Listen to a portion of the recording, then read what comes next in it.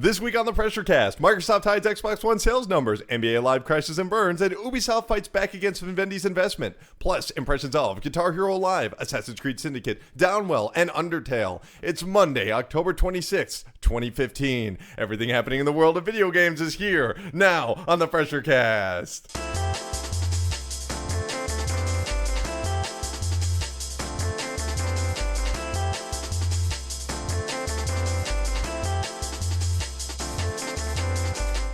Hey, Pressure Pals, welcome to the 101st episode of the PRESSURECAST, VideoGamesAreDumb.com's weekly news panic that posts every single Monday on iTunes, Stitcher, YouTube, TuneIn Radio, and America's longest-running independent newspaper at ShepherdExpress.com. My name is Colin Tanner, and as always, I have two coffees, and I am joined by my expert panel, the most beautiful man in video games, Steve Cuff. Happy to be here, man. Good to be back.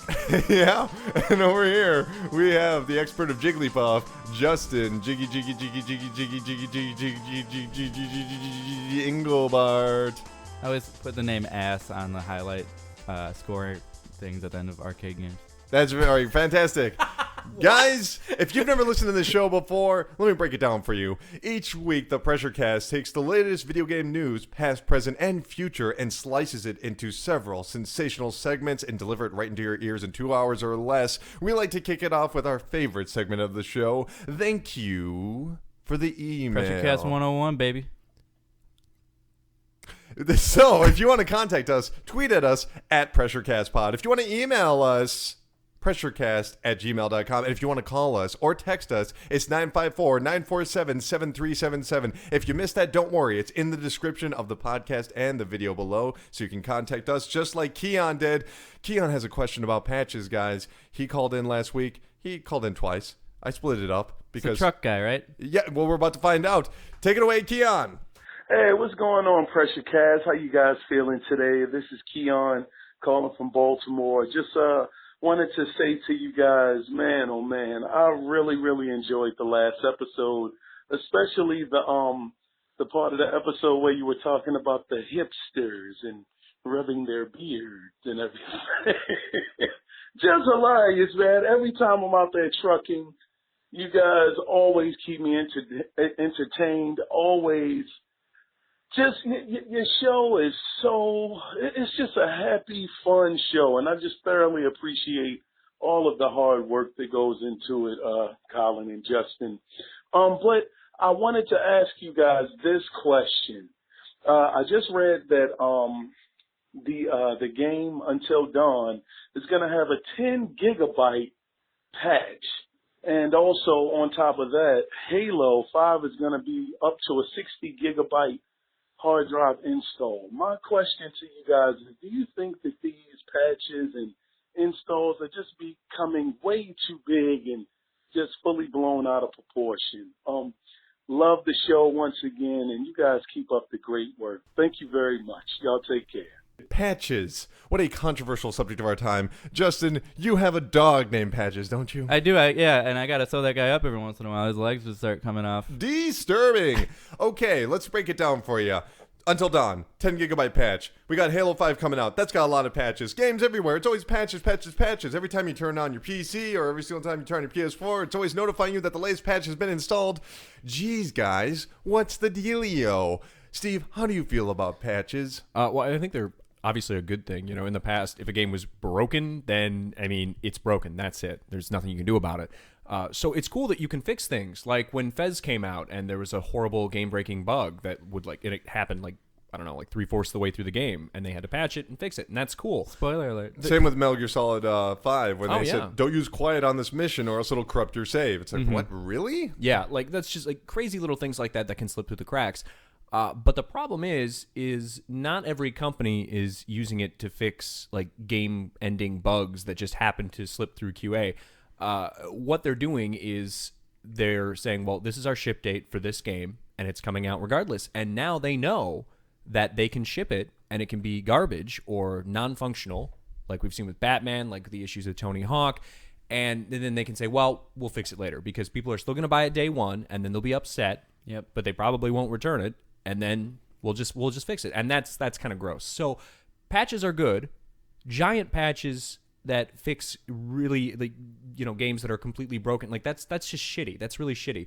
So just like a lot of things in video games, they're good, and then some gross, grubby CEO gets his hands on it and twist it into something bad. Bottom line, it's all about that almighty dollar. Personally, I don't really mind patches because I don't have any sort of bandwidth cap. If I lived in an area like Canada where they say something like, well, okay, you buy 50 gigabytes for this much in a month, and if you go over that, you got to pay for it. And it's like, well, geez, I was already trying to just play this game online, and I've already been parsing out my bandwidth, and now I have to download this huge patch, and there's nothing you can do about it because you can't play online anymore until you have the patch. That's a real bummer. But personally, I think patches are overall, like you said, a good thing.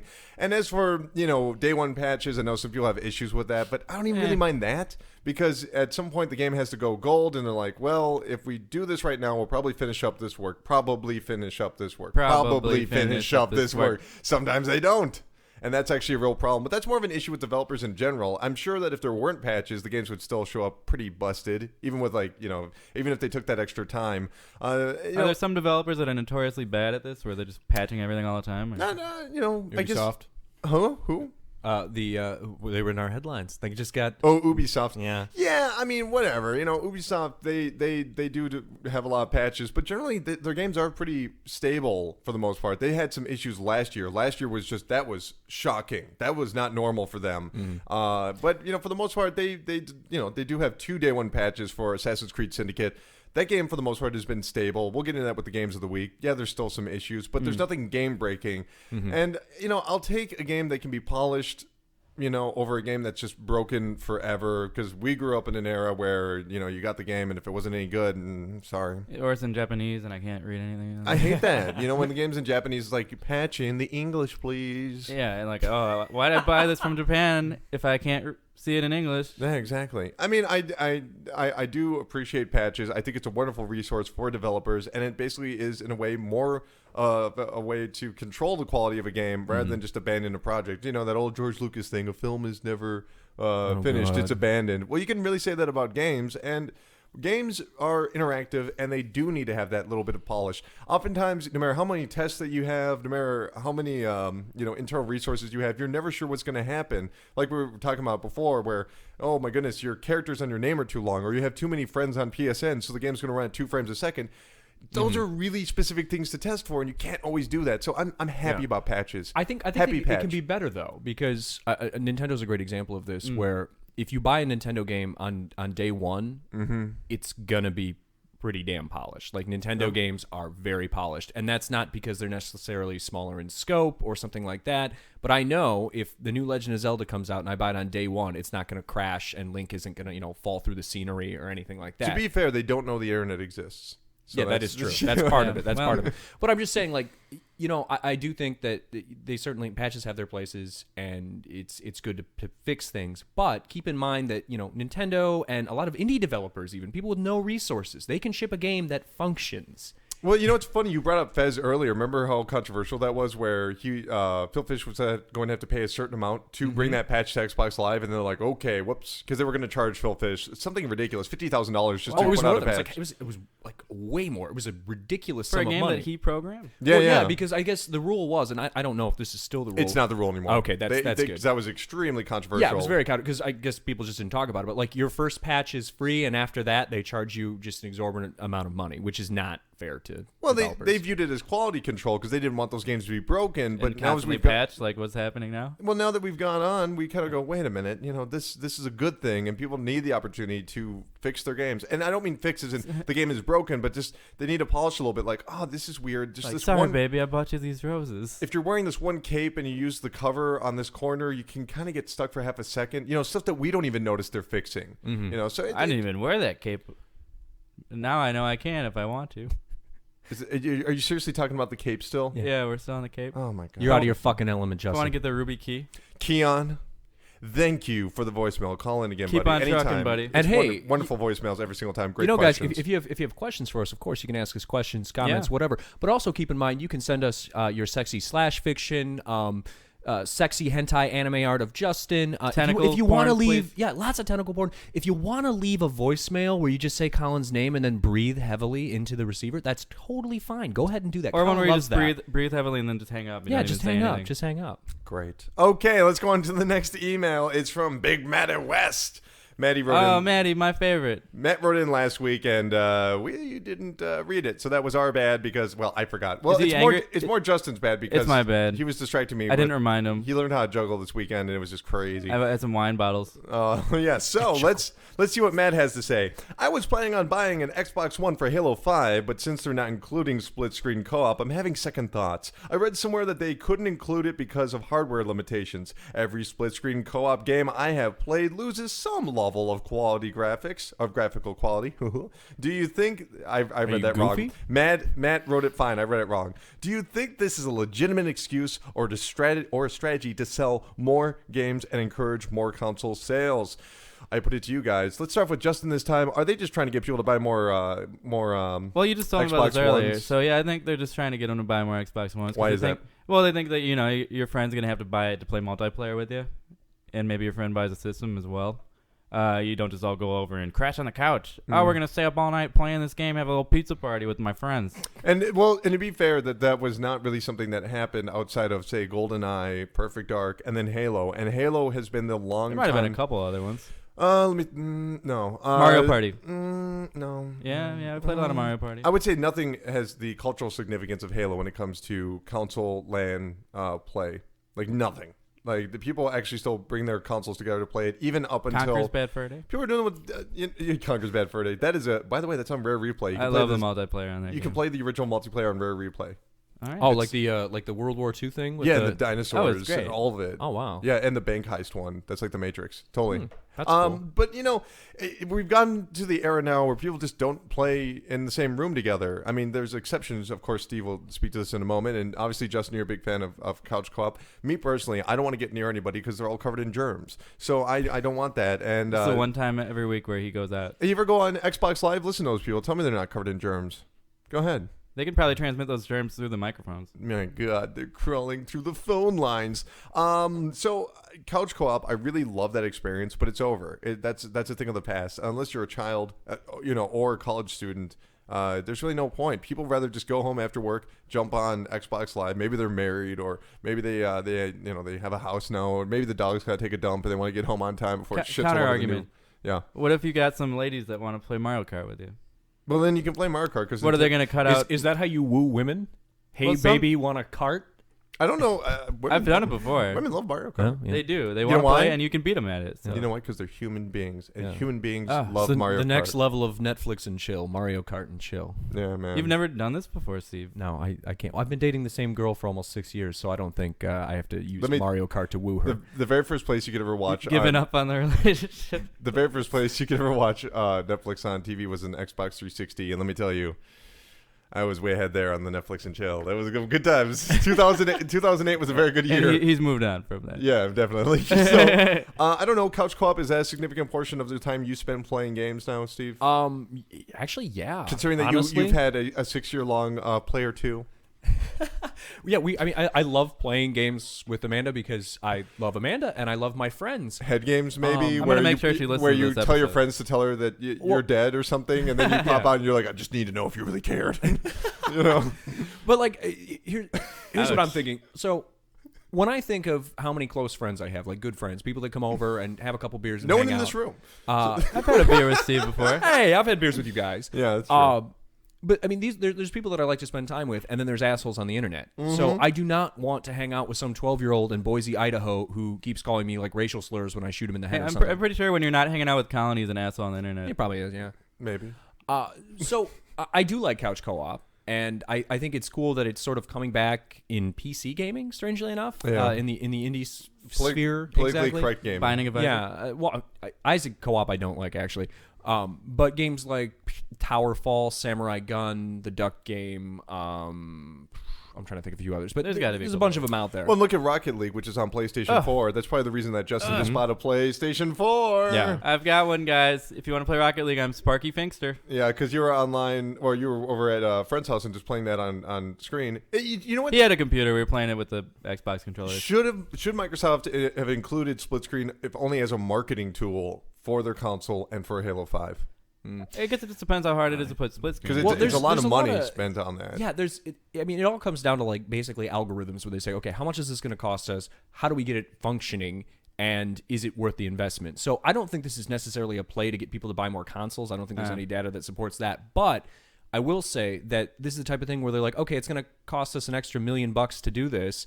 And how big of a selling point? You know, they send out market surveys all the time. Like, what do you like to do in Halo? And I'm guessing co-op was further down the line. So there's Shoot very guns. passionate fans. They're like, I But, want to waste you that know. $1 million on more of this crappy campaign mode with a lame sci-fi storyline. It is their most profitable franchise. They make more money off of that. Well, Master Chief is more recognizable than Then- Mario. That's not true.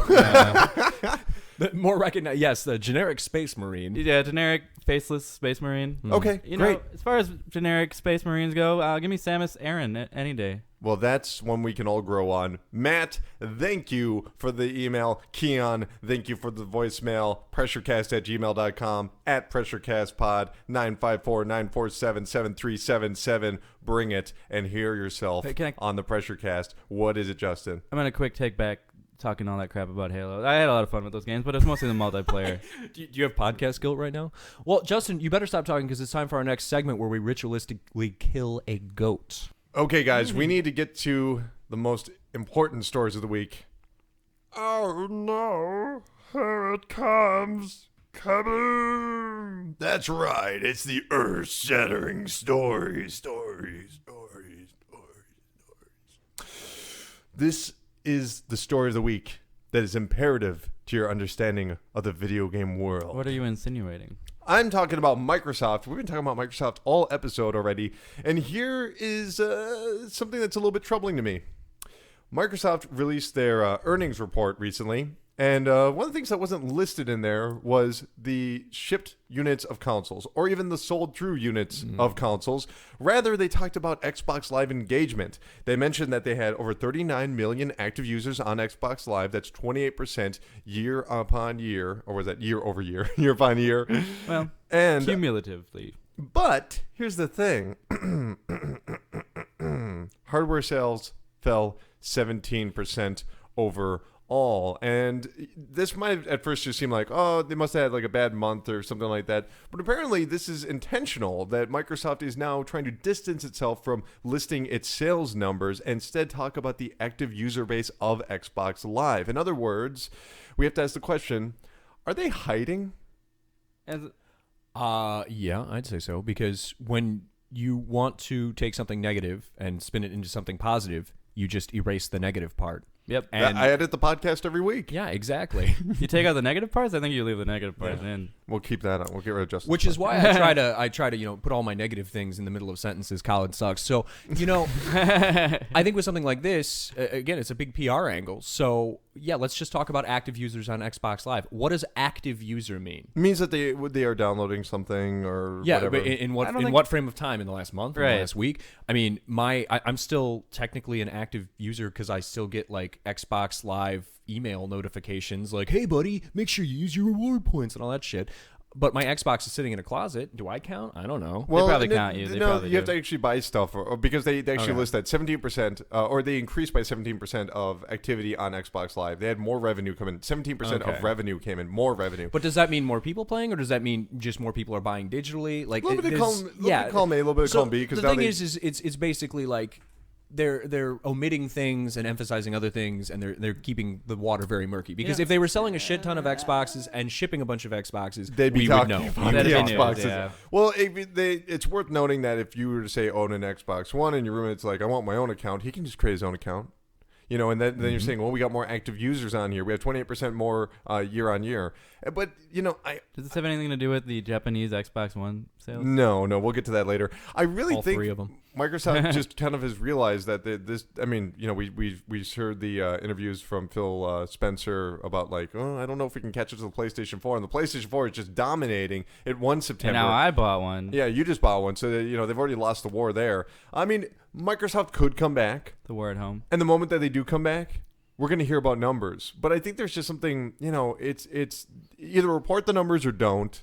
Don't suddenly try to, exchange those numbers for something that is just nebulous and isn't really relevant in a lot of ways. Don't get me wrong. Right. The investors need to know about this. They need to know about how much people are spending on Xbox Live. That's significant. They make a lot of money off of Xbox Live, but when you think there's no way Sony's going to be like, oh, look at all the active PSN accounts that we've got going on here. No, they're going to say, here's how many PlayStation 4s we sold. They're not going to talk about, oh, look at all the people that are using PSN on PS3. I mean, they might list that, but they're going to list it alongside their console sales because they're doing incredibly well. And a lot of people have pointed this out before about, and I've even done it myself. I made this mistake where they go, this is the fastest selling generation of all time. And, we'll get into stories later where the Xbox One is the second fastest selling console of all time. It goes PlayStation 4 and then it goes there. But what they don't seem to acknowledge is that the landscape of video games is so much larger than it was 8 years ago. The industry is a lot bigger, too. Yeah, the industry is a lot bigger. You have to take that into consideration. So their numbers, even if it's the even it's the secondest fastest selling system of all time, it's lagging far behind the PlayStation 4. And this isn't some sort of fanboy rant of PlayStation 4 is better. I don't understand I'm a fanboy. I think the Xbox One is a fantastic system. I can never understand why it hasn't been able to move these units, especially like just based off of E3 rumors and bad interviews from 2 years ago. Are you serious? Is that what's really holding the whole system back? That's nuts to me. Mm-hmm. So I think the biggest problem with it is you've got two consoles in the PlayStation 4 and the Xbox One that, for all intents and purposes, are very, very similar. Mm-hmm. So people are just like, well, one or the other. And the PlayStation 4, it's not that it's, demonstrably 10 times better than the Xbox or something like that, but it just has enough of an edge where you're like, oh yeah, I'm just going to get that one. I really question when this decision was made to report the Xbox Live numbers, or if they're like, well, we're just going to do it this month because, why not? We're going to switch over. Or did they see the PlayStation 4 price cut to $349 and like, yeah, we're not reporting our sales anymore. Because they're looking at November now. Move, you think? And they lost September. They're not going to win October. They've only won 1 month this year, and I think it was May. So were their sales very top heavy? Did they sell a ton when it was launched, and then not a lot since? They did okay when it was launched. They did okay. All the people that want to play the Maddens and the Call of Duty. And I hope Halo pushes some units. It's better when we have a competitive market, because when you have somebody that's just so dominant, they get stagnant, and then they put out the Wii U. That's just it. Right. I'm just being real. Well, they do have better bundles for the Xbox One. I didn't want any of those PS4 bundles. Yeah, I know. I don't want to play Star Wars Battlefront. That's kind of how I got my PS4 for so cheap I can't really complain, but yeah. I was looking at the different bundles. I'm like, do I want The Last of Us, which I literally beat 6 months ago, and why would I want a shinier version now? Or do I want Batman game that doesn't work? Or Destiny that don't really want to play. Maybe we'll play online. We'll play it together. Okay. Because the Taken King, I think, is like $40 now. They keep dropping the price of it, like the disc version, so you get the base game and all. Is that on both systems? Wow, that's cool. That's on Xbox One too. Yeah, yeah. Actually, it actually does better on Xbox One. We'll get into that when it comes to the chart part, because we got the MPDs this month, which is why we know all about this news. Guys, I feel like I can finally join the conversation again because I actually have a system now. Can you just not talk as much for a little bit? Just shut up. Wow. See, some weeks he's telling me to be louder and to talk more. Shut. Now he's saying be quiet and shut up. Just shut up, man. Okay. We're gonna hold hands, and I want you to squeeze it when you want to talk. Okay. I always squeeze it.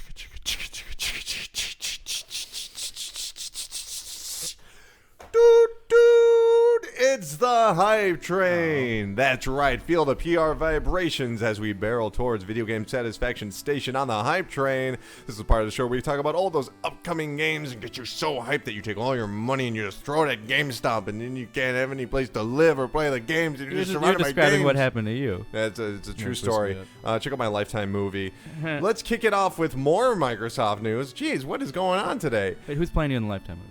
Frank O'Connor, he is the Halo franchise director. O'Connor. He had this to say about the possibility of a Halo 5 PC port. Microsoft has made a huge commitment to normalize the Windows experience across multiple platforms, so you're seeing elements of Windows 10 are going to appear on the Xbox and Cortana and stuff like that. Cortana is that app on Windows phones. Yeah. There is plenty of chance that Halo 5 could appear on PC. Well, it only took him about 24 hours to go back on Twitter and say, I didn't mention it. I was asked and gave the same non-committal answer I've been giving to that for 10 years. However, this news has gotten a lot of buzz. Halo 5 coming to PC. What do you say? I mean, it dominated Twitter. You should have seen it. People were losing their minds at the possibility Why? of this. Which, yeah, I don't know. I'd rather play it on Xbox One. I don't want to play it on Me PC. too, yeah. Yeah, I mean, I don't know. I think they could probably. I wouldn't do it. I wouldn't do it at this point, especially if they're worried about the sales of the Xbox One. Right. Oh, yeah. Do you really want to cannibalize those sales by, putting that game on PC? I don't know. I mean, I think it'd be cool if they brought it out, but I mean, that's just from my perspective, not a business perspective. It does make sense though, only in the fact that like they're really trying to unify their like you said, with the Cortana stuff and the Windows 10 stuff, like they're trying to make all their platforms very similar.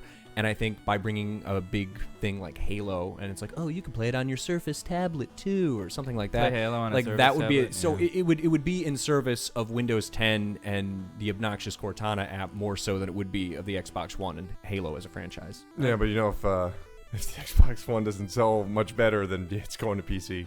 Because they have to make up that money. It's going on. It's Yeah. going on Windows. What do they care? So Yeah. They're making all the money anyway. Because if it doesn't sell well, if it doesn't move those units, because what are they at? Like 12 million maybe at Xbox One sales. So Halo 5 is a very big game and has a lot of potential to break out. If you put that on any console, it would sell like crazy. People love Halo, and there's good reason. They control great. They're a lot of fun online. I just don't know if the average PC user actually gives a shit. I don't know. You I think don't there's know. a lot of I'm not really tapped into like first-person shooter culture as it relates Not to like, either. PC and console stuff. So I don't know if PC people like Halo. Not Beats really, me. no. I mean, it's because it's not on PC. And besides that, the ports of the other ones never really felt right. That is actually that's the computer world in a nutshell. It's like, It's not on PC. Must not be very good. Bloodborne sucks. Okay. Doot, doot. Let's talk about Fallout 4, which is most definitely on PC. I am ready. You can march yourself down to the store, pick yourself up a disc version of the PC game, and the whole game's not on the disc. What the heck is going on? Well, Pete Hines from Bethesda had this to say. Well, it comes with a disc and a Steam authentication key. If you don't have a DVD drive, you can just use the Steam key. The game disc has actual install data, though you will still have to download from Steam. The disc doesn't contain the entire game. They said that this is from a multitude of reasons, most notably piracy. No hard P there. That was impressive. No. Well, I believe It's not going to stop piracy. No. Why would it? They're still just trying to phase out the physical inventory, aren't they? Isn't that the secret intention here? You're gonna end up making a lot more money if you don't have to send out. It's just so weird. Like, and this is like with Metal Gear when it was like a 1 megabyte file on the disc and all it was a Steam key and that's it. Yeah, oh, absolutely. And with this, I don't understand how this stops piracy because I guarantee you when that game launches at midnight or whatever, by 1 a.m., there's going to be multiple versions of it up on Pirate Bay. I ain't buying it. I ain't buying 1 a.m. I ain't buying it. I'm saying that it'll 2 take a.m. It'll take a while for them to actually crack it. I really do think that. It'll take them a little bit of time. Maybe it'll take them about, 5 days, maybe a week or whatever, but whatever prolongs that will help sales. Just like in Spyro the Dragon, when they had all those... Skylanders Spyro. You couldn't catch all the eggs, and, because they would read if you had a cracked version of the game, so you couldn't get all the eggs. Oh, and if you didn't get the eggs, you didn't get the secret ending, which is like another 30 seconds of watching Spyro run around. Do you think there'll be any eggs in Fallout 4? Go. Yeah, Easter eggs, definitely. Yeah. What about... I'm gonna be looking for those the entire time. What about scrambled eggs? You could probably make scrambled eggs. They let you have your own house now, Yeah, so you could I probably make eggs. assume you could probably. Man, November 10th. Dinosaur eggs, maybe? And I won't even be able to play because I'll be reviewing fucking Lara Croft. It comes out November 10th? Wow. Yeah. I didn't know was Dude, coming up that soon. that's really what pushed me over into buying that PS4. I was like, what? This? Okay. Nerd. Yeah, I'm a nerd. Doot doot. Speaking of real games for real men, Call of Duty Black Ops 3 is coming to the 360 and PlayStation 3. We already knew it wasn't going to include a campaign mode. Well, no harm, no foul there, because they announced it in advance. But now we're discovering that the version of the game, which has traditionally been 60 frames a second, which actually differentiated it from the rest of the console pack, will now be 30 frames a second on the PlayStation 3 and Xbox 360. Am I man enough for this game anyway?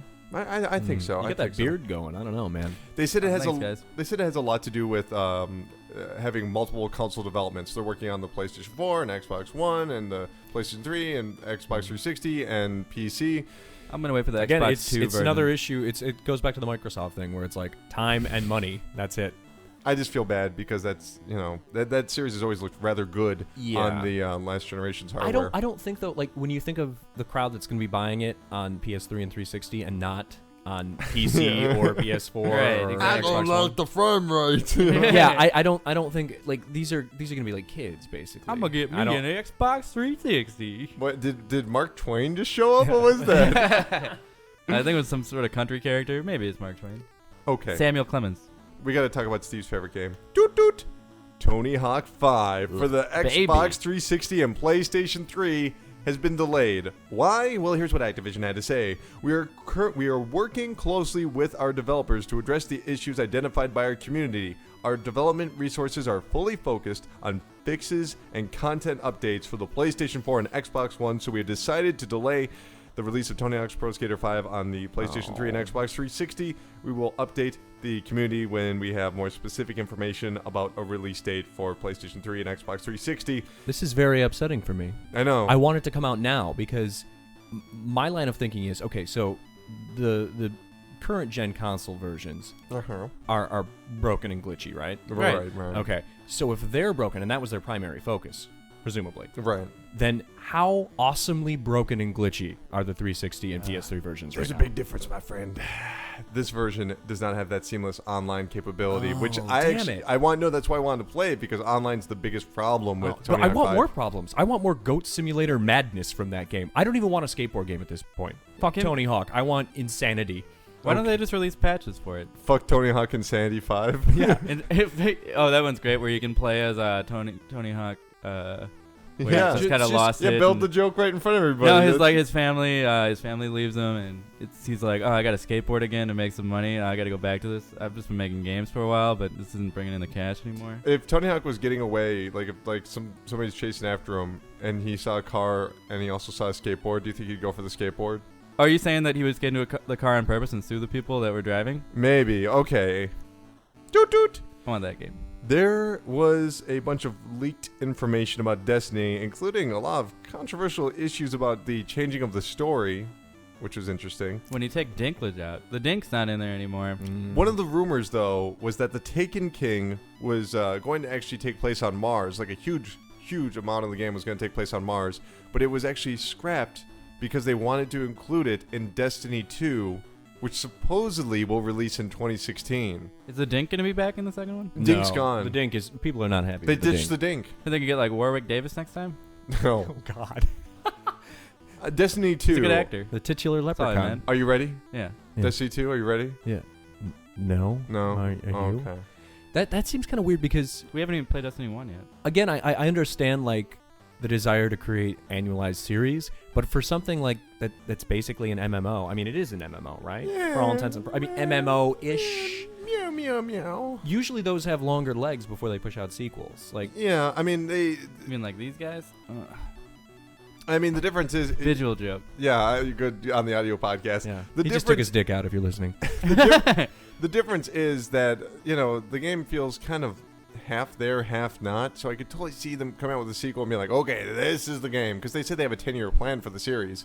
Curious to see what that is. That series is going to get tenure? And besides, they already said they're going to make another Halo. We already knew about this. Mhm. Like, because whatever, Bobby Kotick was like, all right, yeah, can't wait for Halo. Destiny. All right, can't wait for the next Destiny. That's true. So it's the cross between Halo and Borderlands, right? Sure. Is that what they're going Yeah. for? Yeah. I mean, I don't think it has as much variety, but sure. Halo Yeah. Borderlands MMO Light. Doot doot. Day of the Tentacle Remastered. Yes. We heard about that a while ago. Baby. That's what Double Fine is working on, coming exclusively to PC and the PlayStation family. We finally saw some screenshots, so it really is in development. I just wanted to bring that up because I love Day of the Tentacle. Possibly the greatest point-and-click adventure game of all time. Possibly. I kind of like. I'm super happy that they're doing this, but I kind of wish they would just do like a I don't New know, one? like a Double Fine collection almost, where they Oh. get, so you got like Maniac Mansion, Day of the Tentacle, Monkey Island. Grim Fandango, and I mean, I guess you can I'll throw take a couple of the Full Monkey Throttle Islands. in I there. love those. Why do you hate the indie developers? They don't have that many resources. Why No, do you but I- hate indie developers, Steve? I love the indie developers. I'm just saying, like, if You're telling them- Sony is helping to bankroll this, you know. like, I don't know, that'd just be a cool thing. What do you I want? would buy the shit. You out want of them to that. just hire all these people to do this job and then put them out of work once it's done? I'd like Why to- do you hate the indie developers? I'd like to see like a whole LucasArts collection while we're at it. There's a lot of I'd good get down with LucasArts that. Well, that games Disney back in can the take day. care of that. Yeah. Early 2016. Oh yeah. It's also coming to Vita. Hey, It's coming out. That's cool. I'm really excited. I love Oh that really? game. Are you serious about this? Mm-hmm. Sweet. Yeah, I'm serious. No, Doot, you're doot. fucking with me. Sherlock Holmes. Nothing's the coming devil- to Vita. Sherlock Holmes. Those adventure games, because I figured, hey, we're The talking about Crime and adventure Punishment games. games. Yeah. You know, Dostoevsky? there's one called that. Yeah, Sherlock it's called Holmes Crime and Punishment. Sherlock Holmes. What'd you watch my first hour on that? No, I saw the game at the store. Oh, I was damn. like, what is Okay. this stupid game? They have a new one coming up called The Devil's Daughter, and it will be the first time in his storied career Sherlock Holmes' ruthless logic is overwhelmed by family stories, irresistible emotions, and an occult revenge. Oh, this one's easy. What? The devil did it. Oh, okay. Are these just like hidden object games, or what are they? Yeah, kind of, sort of. It's just an adventure game. Yeah, but then you can get in like punching fights with people too. They really nail the Sherlock Holmes character. Like, they really get him down. Are you like, being serious? No, yeah, no, it was awesome. Like, the way that the last one started off, he's blindfolded Smoking with opium? a pistol and surrounded by all these vases that people gave him for solving this one mystery. He's just trying to see how many he can shoot while he's blindfolded. Because he's high on And- whatever he was high on. Yeah, right? and Watson's Heroin, like, "Dear right? God, what are you doing?" He's like, "Well, I figured I might as well get some fun out of it, you know." So they really nail the character. Very It's- Batman-esque. Yeah, Batman always shooting the gun. No, I mean Watson is kind of like the Alfred character, right? Volume. That was a game that was released on PSN. Some people liked it. Colin didn't. But there is going to be a VR expansion. It's the description on the back of the box. And it's actually going to be available on PlayStation VR whenever that happens. It will be called Volume Coda. And it will have 30 new levels and a new cast of characters. So look forward to that. Is it going to be in like first person mode, or No idea. Because I mean, just because if you're listening, it's like a almost isometric, like third Yeah. person perspective. It's basically Metal Gear Solid VR missions, just not as good. Yeah. or So creative, or so good. when you were I when remember you were this. talking about it earlier, when we were talking about this, Yeah. so my first initial thought was, oh, it's going to be in first person, but then I'm like, okay, but then that would take a lot of work. If they just use the existing volume game, then won't it just look like, you remember those Laserdisc games that used to do the holographic projection? Yeah. Yeah. And it was basically just Laser like, active. yeah, it was basically just like Dragon's Lair style stuff where it was just time button presses or whatever. Like, but would it just look like that, or? Well, that's a good question. Are all the God. virtual reality games? What do they call it now? I The VR suppose games? a better way to No, I'm just thinking about what was that game? It was called Time something. Space yeah, Mission? and you had to like You shoot played as the cowboys cowboy. and shit. No, you played as the cowboy. Oh, you played as And a yeah, cowboy? because the wizard brought you in there to save the Oh, princess I from the played this, future. And you remember you have to shoot the caveman. Mhm. Yep. It's awesome. And then the skull just like jingles Save around me, and goes. Obi-Wan "Ah, Kenobi." Yeah, No, so, no. instead of We're saying, gonna get so will it copyright look claim. like a 3DS game, I had to go back to, will it look like this archaic niche arcade game format that no longer exists? But, so good job, Steve. Very are- topical, as Are all always. VR games going to be first person? Most I- of them are. I don't know. Seems like they kind of have to be, right? Well, I'm- it's very like when you're not in first person in VR, it's really like weird. Like your brain gets pissed. Don't worry, guys. No one's fully invested in wanna VR piss my except for brain hardware off. companies. Yeah. I guarantee it. What, Ace Hardware is building a VR? No, I Save big money at Menards when you buy Google Cardboard. what is the most high-profile developer involved in VR right now? And I don't mean Facebook, I'm not talking about developer. As, Amazon. no, I'm not even talking about developer as in a company. I'm talking about a person. Is it Shigeru Miyamoto? Is it Peter Molyneux? Is it who is it? Our buddies over Well, I at hope it's Insomniac. not Peter Molyneux. Jesus, Yeah. the VR games will never come out. Yeah, I'm just saying. Like, who is the person? Who is the team? Don't say a developer. Say the team and who's the team lead. And I have not found one. It is a lot of new people. Shigeru Miyamoto. Yeah, you just said that. Doot doot. Rock Band 4 will now get all the songs from Rock Band 3 for only $15. 15. Doot doot. There are new PlayStation 4 custom faceplates. If you want to void your warranty, go right ahead. Just do lift it, that. do Just it. lift that right off Maybe of there. send it in for a new one first and then void it. Now you can have a bunch of stupid colors on your PlayStation 4. Doot doot. PlayStation Store and the PlayStation 4. Wow. Is What there a way to PlayStation live. 4? Yeah. Yeah. Now, on the website, you can actually have a wish list showing the games that you're interested in picking up in the future. No gifting option exists as of yet, but hopefully that will happen. Key phrase on the website. So if you're a big fan of the PlayStation Network website, Yeah, honestly, you should go to the website whenever PlayStation Plus releases new games. Because you can just click on all of them, add to cart. Done. Hopefully Grandma No, can not figure easy. that thing out, though. Oh, Grandma's not good. Grandma, I want to play Fallout 4. Doot doot. Square Enix had their annual report recently, and here's what they had to boy. say. We will Here we go. revitalize some of our strong IPs in ways that meets the needs of modern gaming market. For example, we will take an IP developed for earlier generations of game consoles and recreate it for the latest consoles. Note the word consoles, which also allows develop Murky versions language. for our smart devices by only optimizing single pieces of IP for single platforms.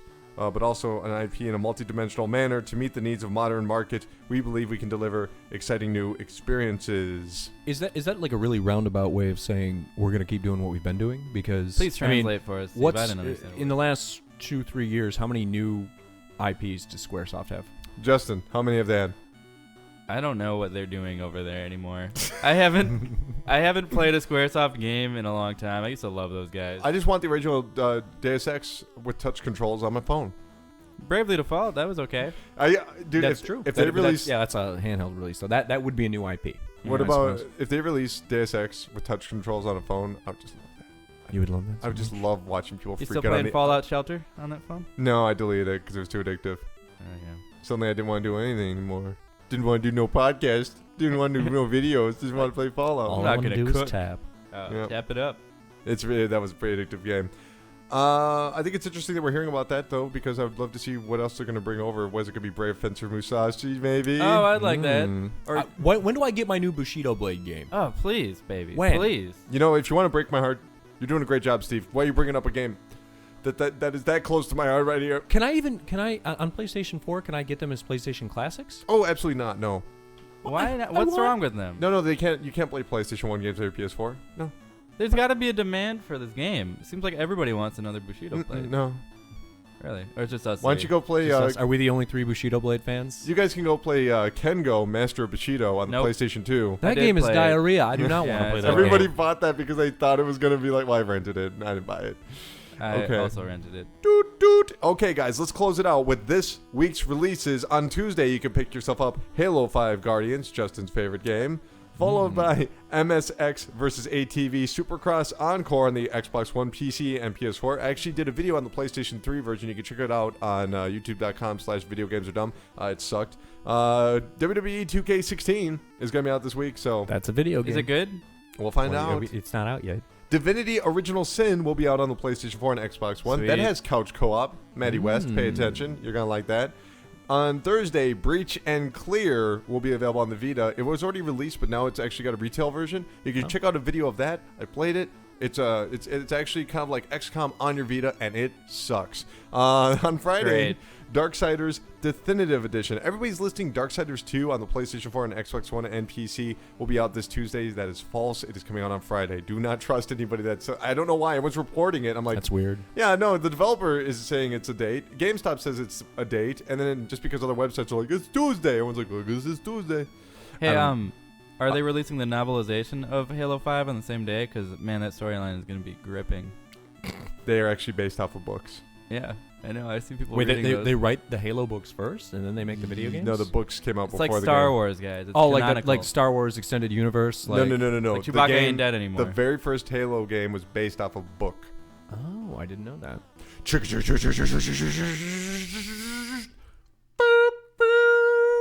That's going to do it for the hype train. Ringo Starr over here. Stay tuned after this. We're going to sacrifice a goat. See you later. Don't act like you don't listen to the Pressure Cast. You're listening to it right now. And we appreciate that, just like we appreciate iTunes reviews. That's right. Please go to iTunes and then log in, look at the Pressure Cast, click 5 stars and give us a written review. Why? Because it gets us more listeners, and we keep getting more listeners, which is always a good thing. Explain in a way that I would understand. Well, okay, Justin, imagine a big jar of jelly beans. Okay.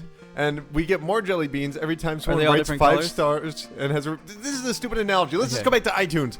All you need to do is go to iTunes, give us 5 stars and a written review, and you can say whatever you want. You can say PRESSURECAST sucks, 5 stars. I don't care. That works for me. Just Say, give I us... like Steve, I don't like the other guys. If you write a little something and you give us 5 stars, more people are going to find the show, and then that means I can finally pay off all these gambling debts. iTunes in America. They're coming for my feet next, so help me out.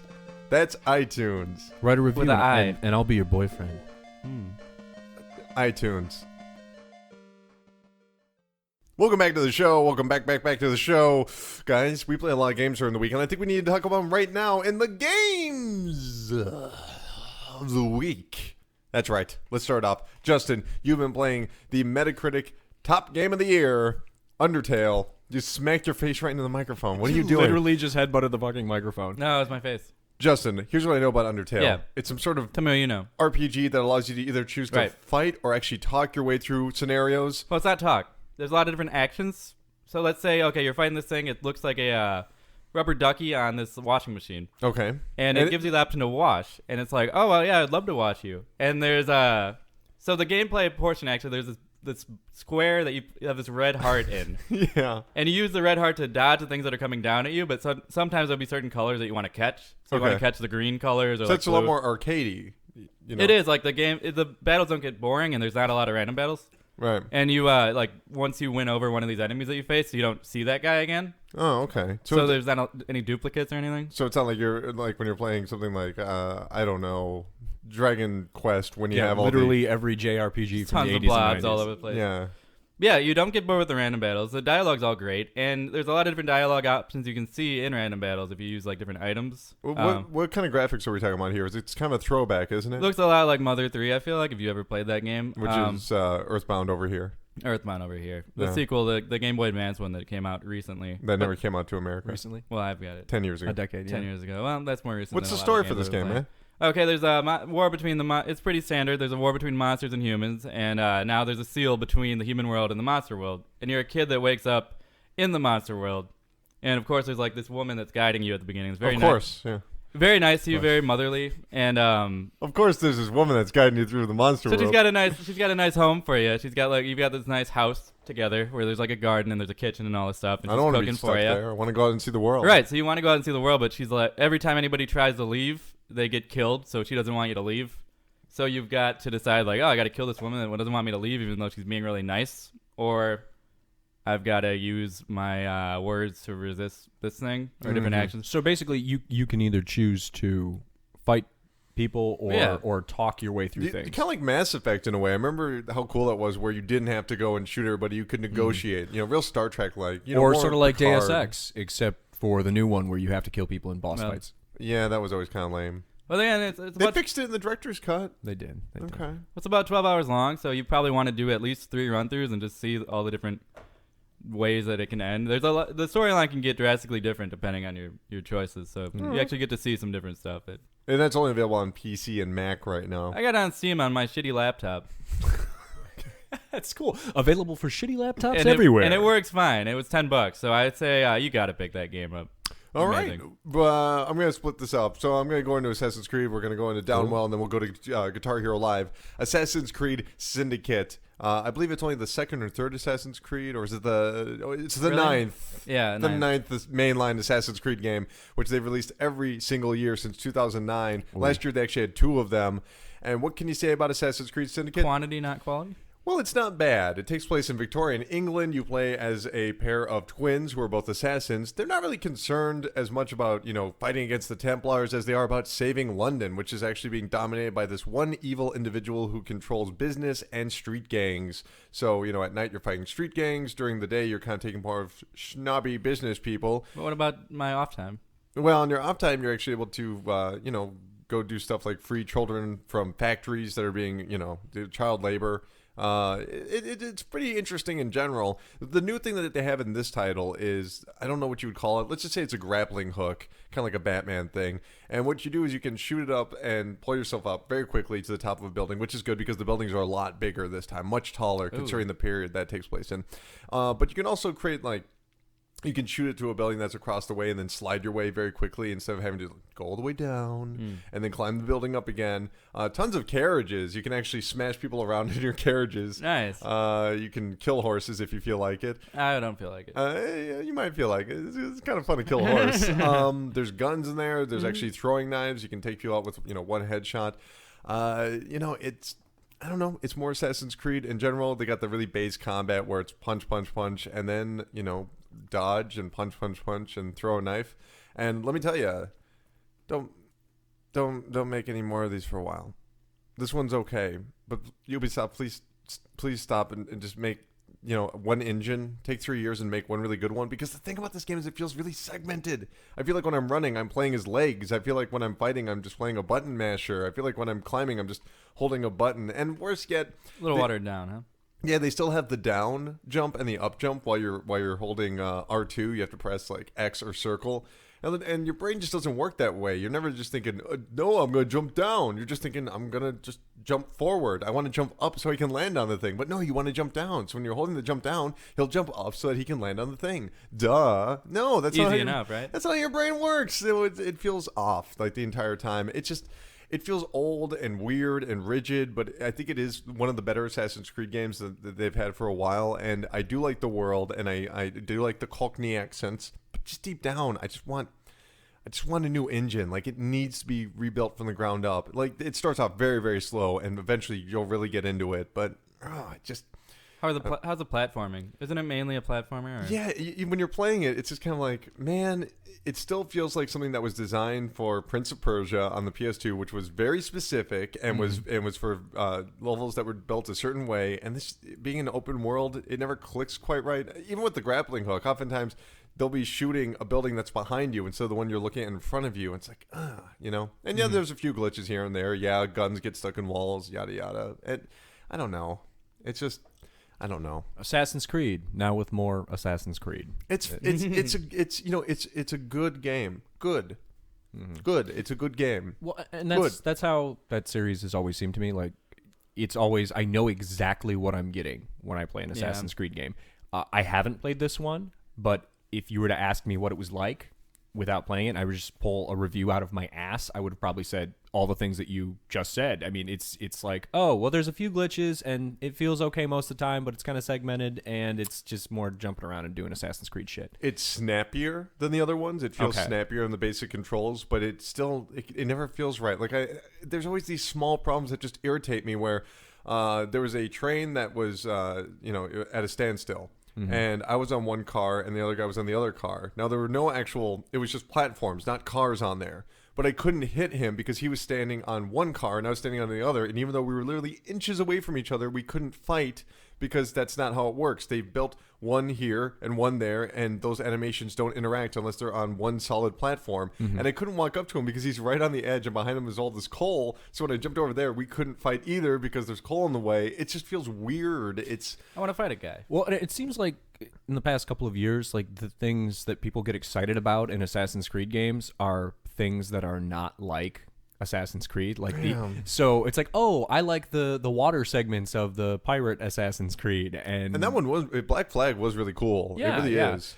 Or what is it? Is it Brotherhood, the one where you have to like hire minions and stuff? Like people get interested in like the sub games of Assassin's Creed, but at this point, it's like, okay, so it's cool that you can visit all these historical places. Like, that's a really neat thing to kind of build your franchise off of. Right. But for the love of God, why do you have to? I mean, why do you have to do it? Because they make a lot of money, but I can't get invested in buying this game every year. It feels a little bit like McDonald's in a way, in the way that it's like, well, this is just a cheeseburger. Well, okay, well, then we'll bring in pepper jack cheese. Well, it's still just a cheeseburger. Well, okay, we'll put on jalapenos on this time. But the base is still the damn cheeseburger. You're just adding all this extra seasoning. And before long, there's just so many flavors that it becomes kind of bland in a way. You know, where it's like, oh, we have this tower defense here, and we have this gang stuff here, and you can collect these things here, and this is our fighting, but it's not the same as the platforming, but it's not the same as the story. Like, nothing ever feels connected. It just feels, here it is.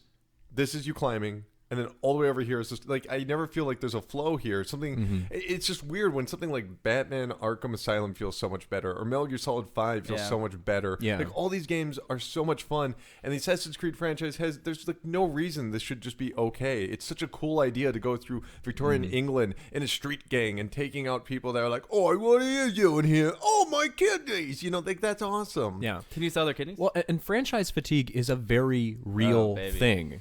It happens, and the only reason, if you look at franchises that have been around for 20 or 30 years, like consistently, they're ones that aren't annualized, basically, with the exception of sports games. Yeah. So, yeah, like, you can't do this forever, and it's a real short-term game to think that you can just keep making Assassin's Creed until people are just sick of them. I just want Assassin's Creed, like, Syndicate, a box quote from Steve Cuff: "You can't do this forever." It's like it's actually on the box. That is my back in the box quote. And they must be making money, but like, why run it into the ground? Why not? And you know they're not going to stop because they got the damn movie coming out, so it's just going to keep on rolling. Oh yeah, the train's going to keep rolling, and actually your base is on a train, which is kind of cool. So that's you know, kind of cool. Yeah.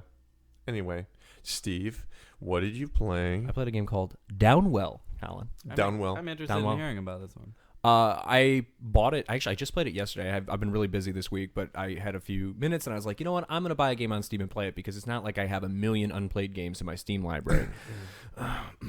Definitely. That's not me. So I saw this on Steam, and it was, I think it's like $2, super cheap, but it looked interesting, so I just bought it on a whim. It is amazing. What is it? This could be my game of the year. I'm excited. What Game of the year. Feed me, daddy. Meh. It is Daddy like it. unlike anything I've ever played, but it's one of the simplest concepts ever. Imagine, if you will, a vertical scrolling shooter mixed with Metroid. Huh. And also kind of a rhythm mechanic going on here. So, here's what happens. Very simple concept. You start at the top, and you have to get down to the bottom of the level, okay? Now, there's enemies going down, and your gun is not in your hand. You have gun boots. So you shoot downwards. Now, when you shoot In Halo downwards, 5, they actually have gun boots now, too. Oh, they do? Well, there you go. Copycat. Bayonetta 2. Okay. Not original. I'm just So saying. you have gun boots. Good point. You drop down, and the aesthetic of this is like Commodore 64. The graphic style reminds me of like that VVVVV game or whatever. Right. Okay, so you're dropping down with your gun boots. You can obviously shoot the enemies, but it also propels you upwards. You can also jump on most of the enemies, unless an enemy is solid red. Then you don't want to jump on that shit. So you basically have to, let's say your gun has 6 shots in it. So you're dropping down. You have to shoot blocks to get them out of your way, and then you either jump on the enemies or shoot them. When you jump on the enemies, it reloads your gun boots. So you're trying to like play this game where you have to balance, okay, do I shoot? Do I jump? And then you build up a combo meter. And when your combo meter goes up, you get more gems, and you can use the gems to buy upgrades at shops. So you want to keep going. You want your momentum to keep going, but you have to like slow yourself down to get in a rhythm where you can kill things and not get killed yourself. You know what that really It is sounds like? amazing. That sounds like Tony Hawk in a weird way. It actually, that's a really good way to put it. Like everything you like Thank about you. Tony Hawk, about, Well done. just like navigating terrain and trying to keep up a combo meter and just like getting in that rhythm. Like it's everything that's good and like video game zen about the old Tony Hawk games. High fidelity graphics. I mean, you said it was High more fidelity. like VVV, but you know what I mean? Where high frame rate, so like lots of particle effects, maybe. Oh yeah, Yeah. I mean, it's nothing too flashy. It's black, white, and red, 3 colors. I like those colors. And though. actually, as you go through the game and you hit certain score milestones, you can unlock different color palettes for it. So there's a Game Boy one that's like the olive green. There's a Virtual Boy one. There's a blue one. I don't know, but it's so beautiful and so simple and so hard, but in the most satisfying way. And it's got that okay, one more run feel to it. Also, the worlds are always consistent. Like you start in like a cave, and then you move to the catacombs, then you move to this underwater level, which that's where they actually introduce another mechanic where there's little air bubble machines, and you have to blow them up and keep your air meter up because you're underwater. So there's a lot of mechanics actually going on yeah, here. oh, there's so many things. And then you don't just have your one gun. There's little caves, and some of them have shops in them, and these are like off to the side. So most of the time you're going down vertically, but you can, hop over and go into these things. Certainly. So you go into a cave, sometimes there's money in there or a shop, or there could be a weapon thing. And it's they look like Contra ones where they're just like letters, Right. S for spread or something like that. And each gun feels very, very distinctly different. And the play style is different. So there's like a laser beam that pierces through a bunch of stuff and has huge range, but you only have 2 shots with it. So then you have to change your play style and, maybe jump on more enemies. There's so many layers to it and so many different synergies. And after each level, you also get an upgrade. And those kind of synergize with each other too. So it's got an insane amount of depth. Like I'm talking like Binding of Isaac level depth. Jesus. But it's so simple and it's so lightning fast. And that's a difference. In Isaac, there's all these synergies, but you can kind of stop, collect yourself, think about what you're doing. Counts died over Sorry, here. just to make that justice. Jesus. Like, Jesus. Like he could, like... Well, if it's you the can even deepest pass Binding it. of Isaac, Done. that means something Yeah. to me. Now, there's not as many items as Isaac, but just all the different synergies that can happen and just the lightning fast. Like you do not have time to think. It's all just like muscle memory reaction. It's so amazing. It's like $2. You can get it on Steam. It's for PC, Mac, and I think you can get it on Android too or iOS. Well, if I can get it on my phone, I'll play because phone's Okay. the way to go now. I don't Phone know games. what it would play like. I'm on a kidding, touchscreen, everybody. but it's amazing. It's absolutely amazing. Just buy it. It's incredible. I've not played anything like it before. That sounds really good. It's so good. But can I get It's it on my so good. PS4? Because I don't want to go back and play any of these other Hey games Justin, anymore. shut the hell up. Okay. You son of a bitch. And that is down well. Yeah. I'm going to check that out. It's my goatee, bro. I'm actually going to check it out. Dude. Okay, those are almost words. Undertale's mine to go. I'm gonna check out your mom. What's she doing later? How about you check out Undertale and I'll check out your mom? Okay. I actually bought Undertale yesterday too, but I haven't got a Good. chance to play it. So. So, Guitar Hero Live. Yeah, what's up with that, Oh, man? baby. Another Guitar Hero. Best FMV game ever. Jesus. All right. Let me get this out of the way. I have always been a Harmonix fan. I've always preferred Harmonix games. I preferred, Rock Band to Guitar Hero. I preferred all the rock bands compared to whatever the hell Guitar Hero was doing, from the mid-2000s to 2010. The song list was bad. The gameplay wasn't right. I never liked it. It never felt right. It just wasn't good. Well, Guitar Hero Live is starting over. There are no drums. There are no bass parts. You can do vocals if you want, but it's all about the guitar. And they have a brand new guitar. It's acoustic Guitar Hero? Kind of. Wait and see here. So the way that it works is that they've actually got 6 buttons. I guess you could say that represents strings, but it's 3 on top See that. and then 3 on the bottom. So they're stacked on top of each other. What this means is that, and the ones on the bottom are white and the ones that are on top are black. So it's just a 3-note highway. And then occasionally they'll have like a black and white square, which means you're doing a bar chord. You fit your finger over both of them. You got big hands, too, so you got to be good at this. Let me tell you. The way that the game plays is just this 3-note highway, and they're just coming right at you, and you're switching from, the bottom strings to the top strings and playing chords like that. Sometimes it'll be like, the left and right of the black with the center one being the white key, which is, kind of like playing a real chord. Sometimes it feels like you're playing like an E chord or C chord, like open chord, but they even include bar stuff in there. It's kind of cool, but this also means you're not moving your hand ever. You know what I mean? When you play Rock Band, you've got the 5 buttons and you've only got 4 fingers. So you, sooner or later, you have to slide your hand. This one, no. You're just keeping it in one place. So they have this whole FMV setup where you go on stage and you play your music and it's in front of a live crowd, like a real live crowd. And you also have your bandmates that are like going like, yeah, man, awesome. Like, Great song that you wrote. yeah, you sure wrote the hell of that Good Charlotte song. But what's interesting about it is that it almost feels like you're entering a parallel universe whenever you screw up. It feels like you've gone to like a different branch of time where you weren't playing well. It doesn't feel like it's gradually happening. My favorite thing is when you're at this one concert, there's like this girl who's a bass player and she's got like extra bangs on top of bangs. Ooh. And when she's Oh, I like mad, her. she just has like the stiff eyebrows and she's just like shaking her head when So is she's it sort looking of at you. cartoony then, or? Yeah, it's a little bit. It's funny because when you go to the indie festival with all the girls that have the flowers in their hair and you're screwing up, they like lean over like kindergartner teachers and be like, no, you got to do it like this, And that Showing you how to clap or what? Yeah, and that is, well, they're trying to show you the beat, and that is not real life at all. No way is your band going to be like, yeah, they're going to be like, we practiced this for like 5 months. Why do you not know how to play? And if you're at an indie festival, I think the crowd, whether you're playing well or not, they're just going to stand there with their arms crossed. So this is hippie indie stuff, like acoustic stuff.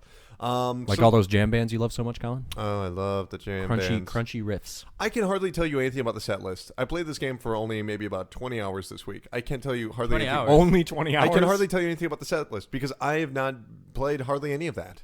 There's at least 20 hours of music. I have in there, been then. playing Guitar Hero TV. Oh, And what is Guitar that? Hero TV is the most revolutionary thing to happen to rhythm games in over a decade. What? I was don't know About what a it is. decade. Since Guitar Man. Since the original Rock Band in 2007. Guitar Hero TV is I guess you could say it's a live stream of 2 separate television channels, you could say. And what it does is it just has blocks on there, and you can look at what the setup's going to be coming up. They don't tell you the songs; they just tell you the setup. So one of them's called like, and there's some they do distinguish these 2 ideas. They'll be like indie revival, so people playing more like 90s indie, but it's modern. Lisa Loeb. Or then indie goes big, and they'll have things more like Modest Mouse and like Fountains of Wayne, stuff like that. I love old Fountains of Wayne. Old Fountains of Wayne is amazing. Old Modest Mouse, too. Woo. Yeah, no, seriously. And then they'll have just, heavy metal. Like the first channel will play more poppy and modern stuff, whereas channel 2 will play things like, like thrash metal, more hardcore stuff, and independent rock. And they actually even have like bumpers in between the songs. So it'll show something like, really cool CG of like light bulbs falling on top of umbrellas, and it'll say 2, like you're watching channel 2. Or, it'll have things like rubber duckies, and you see one rubber ducky that's like punk rock, and it zooms in. It's like channel 2. So it's totally classic MTV setup. And you never know what's going to be coming up next. So it's always exciting to just keep on playing. You do have that one more song feel because you don't know what's going to happen. And the way that they take care of it on Guitar Hero TV is they just straight up show the music videos. So you just have these cool ass music videos that are playing behind you the entire time. And on the left-hand side, you can actually see yourself with 9 other players, and you see who's doing the best and who's doing the worst. So wow. I know, it's really That's cool. Yes, when you're in first place, it feels pretty fucking cool, man. When you're in 10th place, it's like, well, whatever. I didn't know how to do that one chord. When you're in second place, you're just like, yeah, I'm all right. Now, the music is decidedly modern. You're not really going to hear anything before the year 2000, but I don't really have an issue with that because a lot of it's really good music. Some of my favorite bands, like Real Estate, popped up on there yesterday. I was like, fucking Real Estate? Yeah, Real Estate's solid. I love Real Estate. I forget the name of the track. It's their big poppy one. Yeah. I can't remember. But like a number of independent bands, like songs I was excited to play. And because it feels so modern with its music, and because the controller's so new, it blends very well. Regular Guitar Hero, whatever the hell that is, with all the FMB, all that work that they put into it, I feel bad about it because their Guitar Hero TV thing is the future. Now, of course, there's a lot of microtransactions when it comes to Guitar Hero TV. No, not really. Hear me out. You're able to buy plays of songs that are on demand because they have different licensing agreements with their Guitar Hero TV thing. So I'm sure they were just like, well, what if people really want to just keep playing Real Estate? Well, okay, we'll give them this option. But the currency is completely earnable. So if you're in first place, you'll get more currency. Okay. And then you can just, buy the song for a number of plays. Someone even said that there was a way to do the on-demand stuff for 24 hours, which I haven't been able to find. But if that was true, that'd be great for a party where you just have people over, like, all right, I'll give you guys like $10, and now it's on demand, all the songs. Because they're going to have... Couch co-op? Yeah, you can actually have 2 guitar controllers. Apparently, they're going to have heavy rotation of the music, too. So they don't have to deal with the same lockdown licenses, which means they get a wider variety of music. Things like Selena Gomez, or whatever her name is. Selena Gomez? Yeah, Selena And Gomez. these You songs love are Demi different Lovato. from the songs that are in the regular game. Completely different. None of them that's are so cool. It's actually extremely cool, and I've been playing country music and like heavy metal and Cool like for the rap summer? rock and indie, and I wish Cool for the Summer was in there. I love that track. It's amazing, and I really I can't stop playing it. Besides that 6-button controller feels so fucking good. It's super snappy. It's not like that mushy Rock Band guitar controller, because I've always been honest, it's always been a bit mushy there. It's clicky, it's clacky, it's awesome. And it's actually smaller than the Rock Band controller. It's amazing. Guitar Hero Live.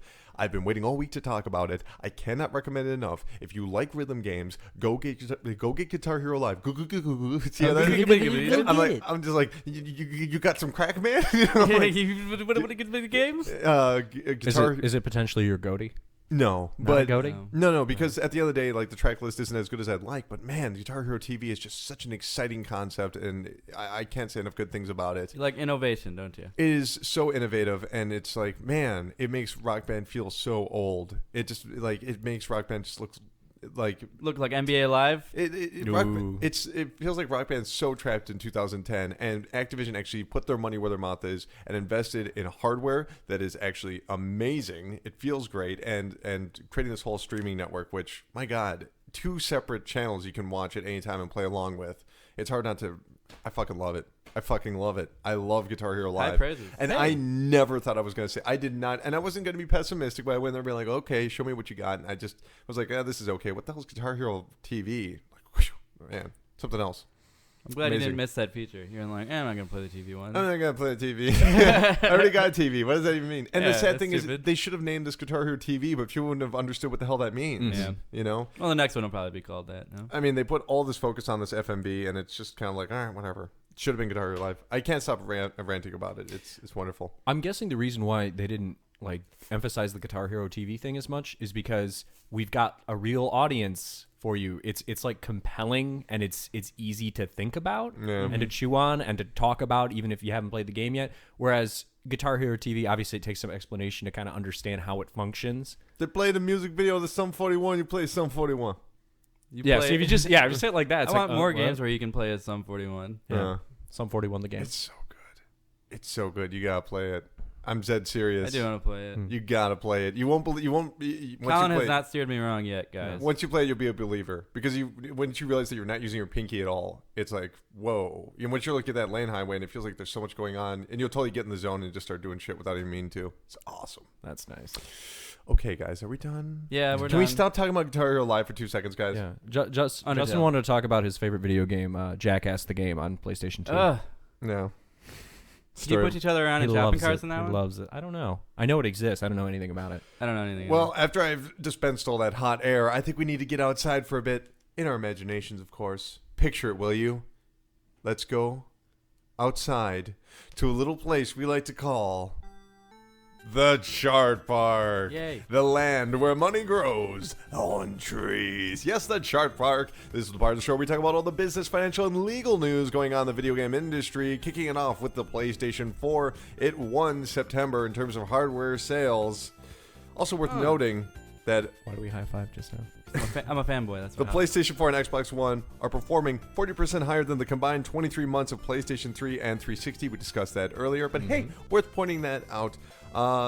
So this has already been discussed. We already talked more about the Xbox. It's no surprise the PlayStation 4 won, but it looks like their momentum is probably going to continue in other regions because we got a price cut, Japan got a price cut, and now Europe has a price cut. The system is now at the price of £349 or 299. I'm sorry, They use pounds over there? 349 euros, 299 pounds.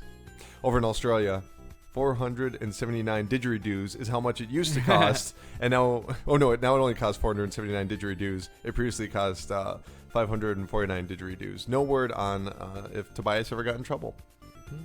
Okay, I don't know if you got that. I didn't. Okay, Tobias, 900 didgeridoos. What is that from? The Simpsons. Where, but it was an emergency. Oh man!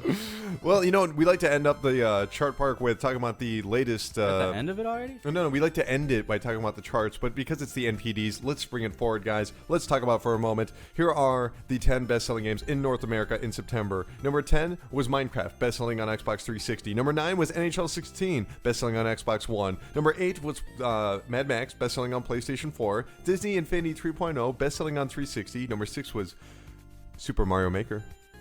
Oh baby, I'm glad it's hanging in there.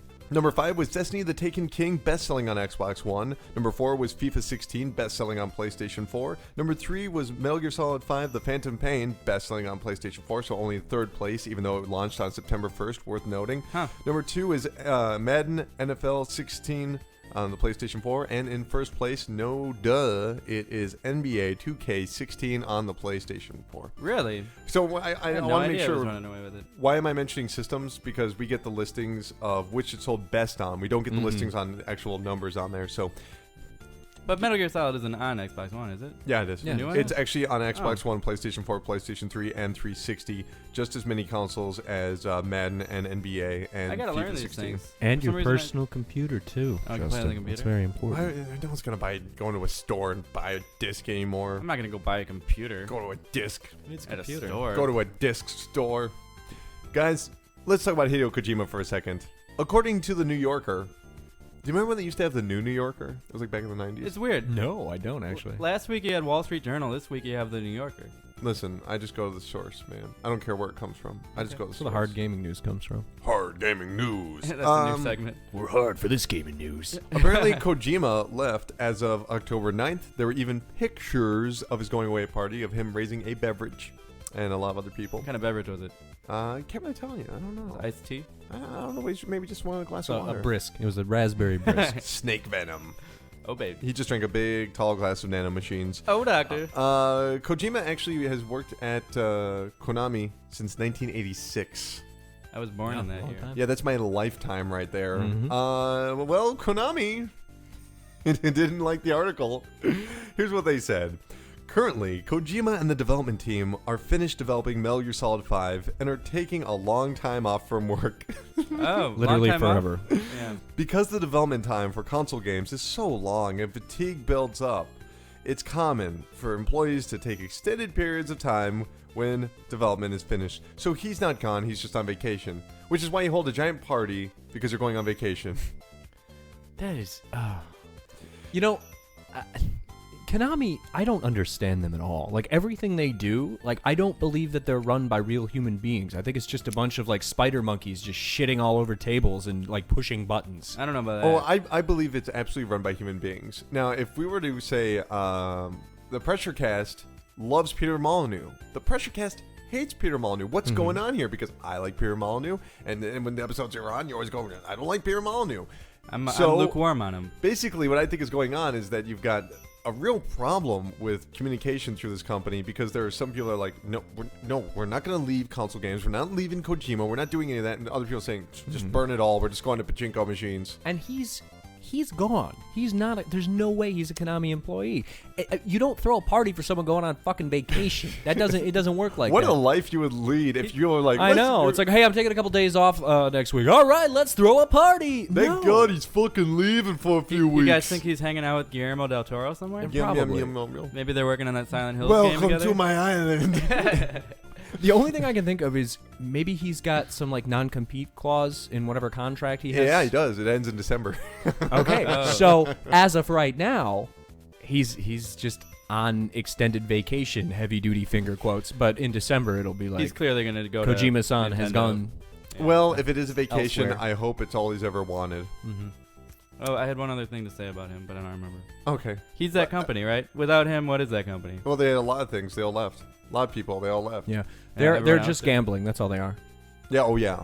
Oh yeah. No, make no doubt Basically, Playing it's with fire, the Yakuza. That's it. about it. Eric Neustander. Oh, not Eric. Who no, is it's- this? don't What know. does that name mean? Nothing. Well, if you're an Xbox fan, it means a lot to you, because for 18 years, Eric worked at Microsoft, spending 14 of those years in the Xbox division as one of the architects behind Xbox Live. You probably saw him on Twitter a lot. He has a little animated, bald-headed guy that's holding the controller. He's Oh, I have seen him. yeah, Yeah. he's been around Kinda for a very, ugly. very long time. He's left the company. Is he on vacation too? Yeah, he's on vacation. They held a big party for him. Yeah, okay. Yeah. See you in a few weeks. Get back up yourself. Lord. So here's probably the most important financial news of the week. Just the week, The week. not the month. Vivendi has purchased a good amount of stock from Ubisoft. Last week we were talking about how they own 6.6%. Well, Yves Guillemot, the CEO of Ubisoft, had this to say. First, he said that their purchases were unsolicited and unwelcomed, and also added, "Our intention is and has always been to remain independent, a value which for 30 years has allowed us to innovate, take risks, create beloved franchises for players around the world, and which has helped the company grow into the leader it is today. We're going to fight to preserve our independence. We should not let this situation, nor any future actions by Vivendi or others, distract us from our goals." Our best defense is to stay focused on what we have always done, best deliver most original and memorable game experiences. That lot of press high air. release, it sounds like something that would come from like a small indie developer Yeah. or something. It doesn't sound like a gigantic video game monolith that's publicly traded. Like what? You know, the interesting thing about this is that this week they actually invested more money into Ubisoft. No longer 6.6%. Now they own 10.39% of the stock of Ubisoft.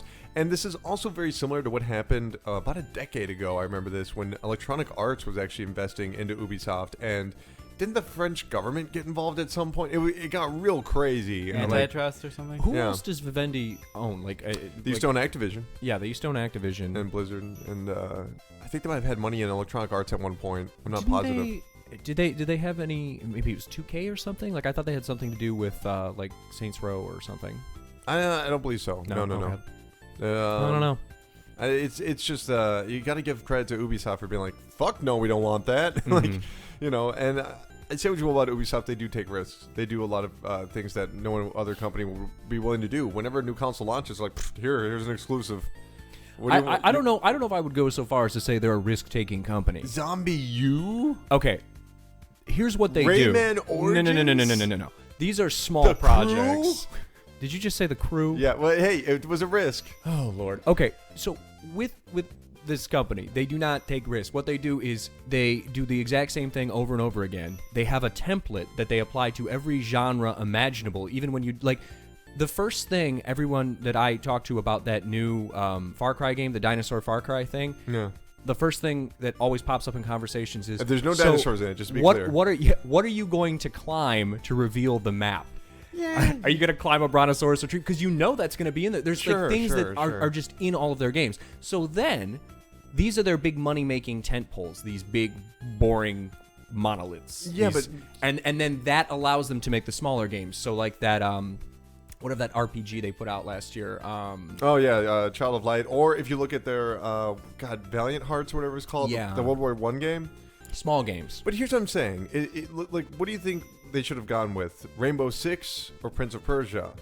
Splinter Cell or Assassin's Creed? They've actually bucked industry trends and created their own pathway, even if it gets boring, even if they do reiterate over and over again. No one else is doing what they're doing at I that think level. Assassin's Creed is an interesting extension of Prince of Persia. I think that was kind of a good calculated risk. Oh, it's the But, same company, Like yeah. the Tom Clancy I mean, stuff, though. I mean, that's a slam dunk. Like, it's best-selling dad author of all time, and like you've got an entire world to build off of, and it's got like the military themed stuff that people already like. They've always been very, very interested in creating different things, though. I mean, they went and invested all this money into Rayman, right? And it fucking flops. So what do they do? All right, make another one. We don't care. Who else would do that? You know, I have to give them credit at some point, but I Yeah. do agree that yes, it's a little. There, I have Ubisoft fatigue. Yeah, and it's, I guess, and the best thing you can probably say about them is, despite their numerous shortcomings, probably better than like EA or say Activision in terms of like risk taking. And risk taking, maybe. I like EA games though. Well, I mean, I know you like it, but they don't take any risks. They're making a Star Wars game. That's the biggest risk you Yeah. could take. Star Wars, football, Lord of the Rings. FIFA. Yeah. Yeah, right.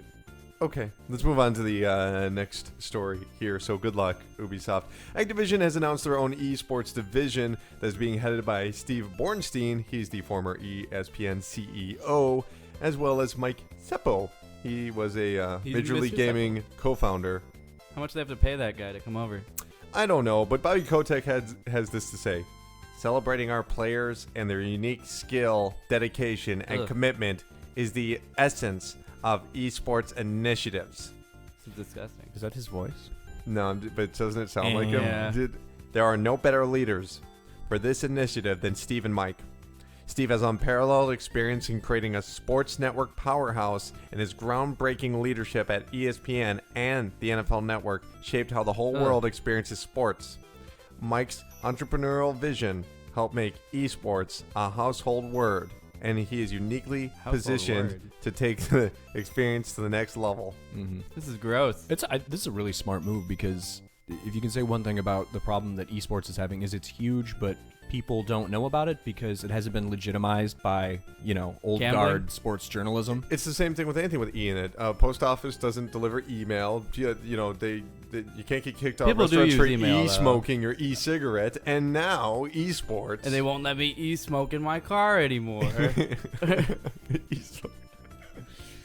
I do agree that it is like a really good idea though, because why not? They have Call of Duty. Yeah, Okay. once we can start betting on it, then it's a real sport. Yeah, there was another story that happened this week that I didn't put in there where Nevada has officially decided that online gambling is illegal, even if it's for fantasy sports. Uh-oh. And that resulted in, Michael J. Fox getting in trouble. You see that? well, one company left. He really did. Why? For some sort of e-gambling thing on sports. I don't remember what it was, but he got in some real trouble. Look it up. I just hope that we get to that future where it's like Everything's e something. Yeah, where it's like Get in the you're- e-car. you're e-arrested. Yeah. You know. I gotta take out my e-phone. Well, yeah, that sucks if you can't place bets on the internet. We're going to have to go into the future and get a sports almanac so we can, Yeah, but we would have bet on the Cubs winning this year, and it didn't happen. David Haddad, he was the head of Warner Brothers Interactive, but no more, he because he is now the president of WB Worldwide Home Entertainment Distribution. Wait, Start over. he is now the president of Warner Brothers Publishing across the board. Oh, baby. I know, he just got an upgrade. That's all the story is there. Now let's talk about Rovio. They make Angry Birds, but they Yeah. don't really make jobs anymore. Steve Jobs. They just fired 200 Jobs in this economy.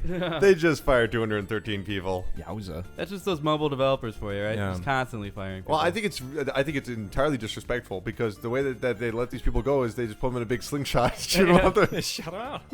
Oh my god. I feel bad for those people, but they said that they are going to actively provide career support for those made redundant as a result of the reorganization. Yeesh. And I believe they'll make good on that. God, mobile game companies have not figured things out yet. Like, the mobile market is so different right now than, like, the home market. it's so too. Yeah. It's so. I believe no, you mean the e-phone market. Yeah, the e-phone, Yeah, that's e-phone right. market. E-smartphone. But yeah, like just like King Games and their big kerfluffle and oh god, what's the other one? Kerfluffle will be coming out next year Yeah, from that's- them. The other one, what's It's a sequel to Clash of Clans. Yeah. What's the other company that we don't keep know. talking about Zynga. every week? Zynga, Not right? Zynga, the other one. It's just like Game Stand or something like that. Oh, But it's- Gameloft. Gameloft. Gameloft. Vivendi invested in them. Oh, well, that's good. They, Smart. they bought 10% of that company. But this always happens: is one game like Candy Can Crush change makes the world. a bajillion dollars. So it Only. could change a few people's bank accounts. So then they hire 9 million people to make 9 more Clash of Clans games, and then they're just not popular. And they're only firing 213 of them? That's actually not that bad. if Now you you're think about down to 8,999,000. But there's no gotta do the math. future proofing at all by these companies. They're just 773. We need to have more e-games. Is that I'm what you sorry, guys are saying? Steve. We just interrupted you. you're a real dick. When does that Angry Birds movie come out? I don't With know. Danny but- DeVito. Yeah, I'm a bird. I'm a bird. What is going on? Shoot me out of that slingshot. Let's see what I can take down. There's going to be a real Pokemon gym opening in Osaka, Japan, November 19th. It will involve arcade games, including Gardevoir's Control Score and Charizard's. Control score? That's what it's called. And Charizard's Battle Coliseum. Oh. It'd make more sense to do a Angry Birds gym because he just puts people in a giant slingshot and just shoot them across the. Also, I think you should be allowed to bring any animal you want, and then you can Let train it them on say. little cute animal weights, and then they just fight in like a big cockfighting Here's pit. my mongoose. Yeah. he just, I've, got, Mongoose, I got a bear. I've got a baby chick, and I've got a Rottweiler. But my or chick- you bring like your own Goldeen, you just like slap a fish in the middle. You just slap the person with the fish. Yeah. Well, my That's how you- my or- baby chick has a great special power though. It can do sleep attack. Yeah, it's sleeping. Oh, it's gonna be sleeping forever once you take it down that gym, baby. I don't know. Wait till I slap you with my magic carp, motherfucker. Also, worth noting, Build-A-Bear will have a Pikachu that you can build. You can even give it a Pokemon hoodie. You can even make it say Pika Pika because it'll have a sound chip in there, baby. Yeah. Have a sound chip. I bought my cat a Pikachu costume. Aww. He's gonna be the cutest kitty on Halloween. Real quick, should point out that Nintendo has opened a brand new website for developers to contact them for tools, resources, and download help, You guys want to start a studio here? which includes development on the Wii U and 3DS using HTML5. But that also seems kind of like, well, they're gearing up for that next console, so... When's the Xbox 2 coming If out? you guys want to start a video game development thing, you can actually do this thing where you buy like pre-made tile sets and assets from Unity. Oh hell So yeah! we'll just do that, and we'll just pretend like a pre-made asset pack is a game. Just make it look like People do it on Steam all the time. Yeah. Yeah. We'll call it Minecraft Zombies. Let's put some screenshots in there at least. Yeah. Oh yeah. Totally. Let's go through some sales numbers very, very quickly here. It's official, Monster Hunter 4 has shipped more than 4 million copies. Pillars of Eternity, the PC game, has now sold over 500,000 copies. Wow, that's a lot. And NBA Live 16 in the month of September when it launched. Oh, baby, hit me with a triple-digit number here. Real quick, NBA 2K16 sold over 1 million copies last month. That's 7 digits. NBA Live 16 sold 8,000. Not 800,000. Not 80,000. 8,000. 8,000. As in, you hit my dog with your car, that'll be $8,000 worth of vet You think bills. those people bought it on accident? They were trying to buy 2K. I think so. Oh, like- man, other game. I can't even. It's such a small number. It's so little. I just Why did they even make that game? Because they have to, Why? or else They lose the the- license. Yeah. Yeah. I can't even fathom that. That's insane. Well, let's go over to the UK now to see what are the best-selling UK games of the past week. Number 10 is Mad Max. Number 9 is Grand Theft Auto 5. Number 8 is Skylander Superchargers. Number 7 is Metal Gear Solid 5: The Phantom Pain. Number 6 is Animal Crossing Happy Home Designer. Number 5 is Forza Motorsport 6. Number 4 is Destiny the Taken King. Number 3 is NBA 2K16. Number 2 is Lego Dimensions. And number 1 is FIFA 16. Once again, I am not understanding where Pro Evolution Soccer went. They don't like soccer. Into over the there toilet anymore. with the rest of Konami. Went on vacation. Yeah, Sorry. yeah. Let's hold a party for it. But seriously, if that's on the 2K charts, okay. The 2K UK charts. The The 2K UK, charts. UK you think would... Yeah, I don't know. Those UK charts are baffling to me sometimes. It's like, why is it basketball? Why not soccer always? Okay, Not that it's not let's also go on over there. to the cursed land of trains known as Japan to find out where the 10 best-selling games in Japan. Number 10 is Metal Gear Solid 5: The Phantom Pain. Number 9 is Minecraft PlayStation Vita Edition. Number 8 is Pokemon Super Mystery Dungeon. Number 7 is Pro Evolution Soccer 2016. Number 6 is Animal Crossing Happy Home Designer. Number 5 is Splatoon. Number 4 is Extreme Dimension Tag Blanc Neptune vs Zombie Army. That's a new one that we have to play, I think. Number 3 is Super Mario Maker. Number 2 is Yokai Watchbusters Red Cat Team White Dog Squad! And number 1 is 7th Dragon 3 Code VFD. I gotta play that too. What the hell is that? Now, what about the hardware sales, guys? Here we go. Here are the best-selling systems in Japan. Starting off with PlayStation 4 with 25,699, new 3DS LL with 17,881, PlayStation Vita with 14,546, Wii U with 11,658, new 3DS with 4,514, PlayStation 3 with 2,105, 3DS with 1,232, PlayStation Vita TV with 696, 3DS LL with 625, and in last place with an impressive number this time, Xbox One with 438. That's that's over 200 more from the week prior. See, and now the press release can say Xbox One sells twice as many consoles as it did the week before in Japan. Yeah, they might not want to Staggering. They might not want to hide that number from us, right? No. And that's gonna do it for the Chart Park. Colin the really likes this land video thing. where money grows on trees. Has Splatoon been at the number 5 spot on the Japan charts for literally ever? I It don't seems think there like was it. ever a point where it wasn't there. Yeah. It's like always number 5. It's always number 5 in my heart. Yeah. What's next, Colin? We'll be right back.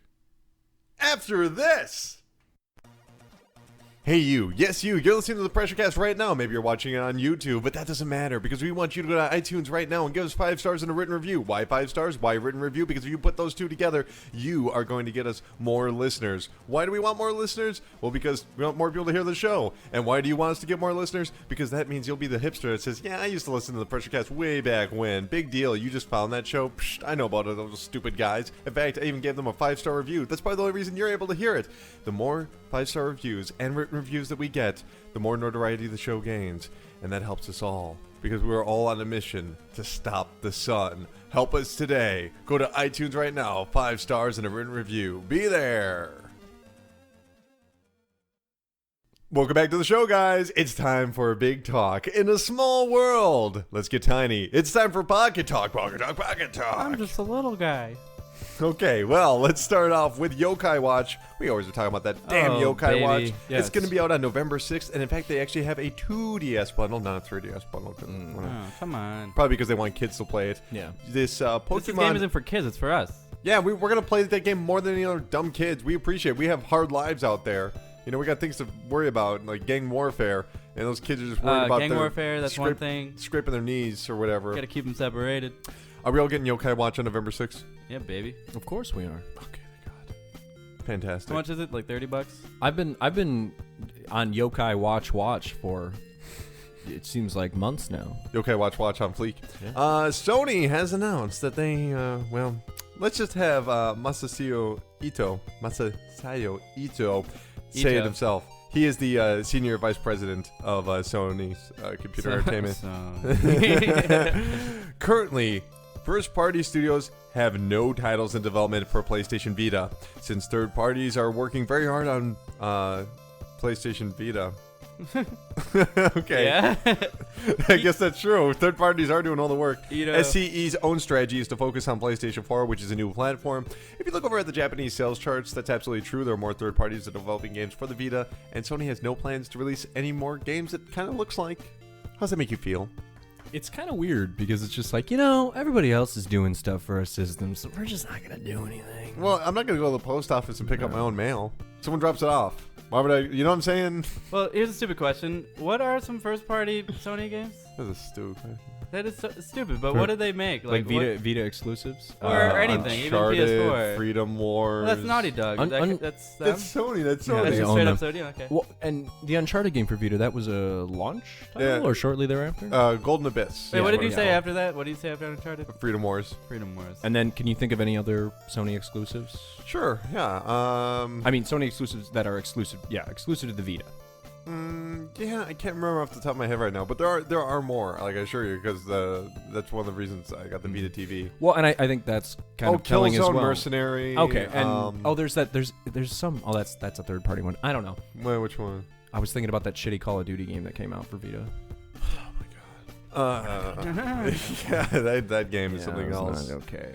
Ironfall Invasion was a game that was on the 3DS eShop. It was free to play, and then someone found out that you could crack 3DSs by finding an exploit in the game, so it was removed 2 months ago.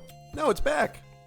Yeah. That exploit isn't there anymore, though? No. I feel really bad for the team that developed that too, because it's like one guy, like that's the kind of studio it is, Yeah. and it's just like my life is ruined, my game is gone. I put a lot of blood, sweat, and tears in this game, but I guess I need a few more tears. Okay, lastly, Sonic Team has apologized. For the last 15 years. No, their game Sonic Runners, which is available on mobile So devices, they're apologizing for the game because it's so bad. had a little bit of a glitch when it came to a character named Boo. Here's a quote from Sega. This goodness. actually had to be written by someone and put out. In the current Halloween special stage event, the character Boo has been incorrectly named Boob. B-O-O-B. We are currently working on a fix for this error and hope to have one implemented shortly. They haven't I figured it love out that yet. so much. We just can't figure out how to take one letter out of this guy's name. Doesn't Nintendo have like a trademark on a ghost named Boo in a video game? You'd think that would be a thing. Maybe Boo is like Maybe a that's what skeleton. like we can't Maybe put an H call at it the end, we right? can't call it Boo. It's gonna have to be Boob. It's kind of like Boo. Yeah. Maybe it's a skeleton. You don't know. What's his name? Bob. Why do Sega executives talk like that? It's a bunch of What? Boston guys. The buzzes. Okay, another game coming down the pipe. about the socks, eh? What? What? Why are Is that why- New York or that That's Boston? New York. whatever. That's Brooklyn, you idiot. How do you do Yeah. a Boston accent? I don't know. Boston. Boston. You want some beans? Who cares? That's Boston? That's Boston right there. Baked beans. My roads are confusing. I'm Boston. Look at the fish. I don't like any of my sports teams. Oh my God. Oh, now we're just like old Jewish Are grandmother. we ending the segment? Fuck you, Boston. Finally. Yeah, fuck you, Boston. And Philadelphia. You can suck it. Yo, The Okay. Departed isn't even that good. Justin Engelbart's views do Infernal not Affairs is necessarily much represent better. those of PRESSURECAST Industries or VideoGamesAreDumb.com. Let's wrap up this But segment. Shepherd Express. Let's just wrap up this segment of Pocket Talk. Let's all take the mushroom. Beep, boop, bop, boop, beep. We are big The again. show's gonna get a lot more interesting. Yeah, I already now. took those before the show, man. Yeah. So Boston might be full of idiots, but it's not as dumb as the idiot of the week. This week's idiot of the week breaks my goddamn heart. Unbelievable. Harmonix, I thought you were going to say Justin. developers of Rock Band 4, and also big fans of Amazon reviews. Such big fans, in fact, that people that worked on Rock Band 4 and are employees of Harmonix actually went to Amazon and gave 5-star reviews and lengthy written reviews to Rock Band 4. Very difficult to be objective. Now, this is a big no-no from Amazon. If you have any financial benefit from a particular product, you are not supposed to review yourself. Harmonix acknowledged and admitted that this took place because this broke on Reddit, and someone just had a big, image of stuff and was like erasing names and writing other names. It didn't look that good, but Harmonix said this: while we believe the reviews posted by a few employees were sincere and without ill intent, as a studio, we don't believe that these are appropriate actions.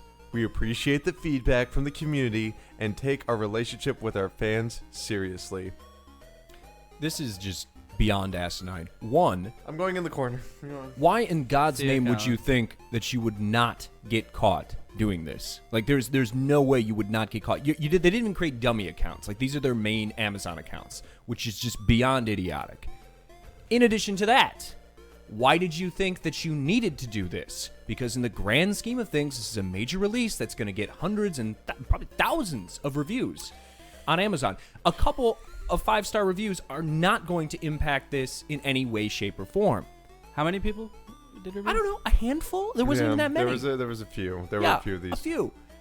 And then the other thing is too is like this is really, really, really shady shit that happens on Amazon all the time. And when big companies do it, it's like it's just disgusting. Like these things, Yeah. if you ever buy like a small product that you like stuff you can't buy in stores. Like I bought a snow scraper. I bought a fucking snow scraper from Amazon. And in the box with the snow scraper, there was a little note card that said, "Thank you for buying this snow scraper on the internet. By the way, Yeah, give us 5 stars. Yeah, give us a 5-star review on Amazon, and we will send you a second snow scraper." people begging Which- 5-star reviews. Is disgusting. And also, why do I need 2 snow scrapers? I only need 1. Seriously, I If mean, you like, subscribe to our show, we'll send you a snow scraper. just let the people, on iTunes and Amazon figure out their own scores. Stop begging for reviews. It's disgusting. Here's my biggest issue with it is because it is a handful of people. You're telling me that this wasn't somehow, and I'm not gonna. Literally, that would be like a conspiracy by definition. That these groups of people were actually going to work together to change the You're Amazon just paranoid, store. Colin. No, I'm just saying that there's just a lot of fucking helicopters around my house lately, and sometimes I can't even see them. I can just hear them, and I know they're there. But either way, there's a bigger issue at Harmonix if a group of employees did this. This is not just one person going, "Hey, you know what I think I'm gonna do? I think I'm gonna go write a review." What?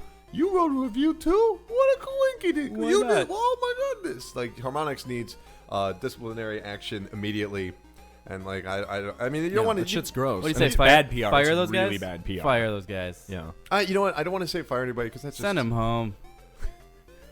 Shut up. Take Jess. a week off, guys. Well, Harmonix, for having your employees write their reviews of their own game and give them 5-star reviews.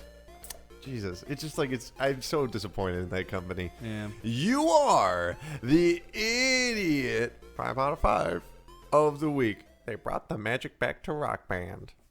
That was literally one of the reviews. That was one of them. Yeah. Oh my god. And here's your free snow scraper. yeah. Okay, guys, what do you say we wrap up the show with our final segment, taking a look back at the week that was Strong History. Yeah.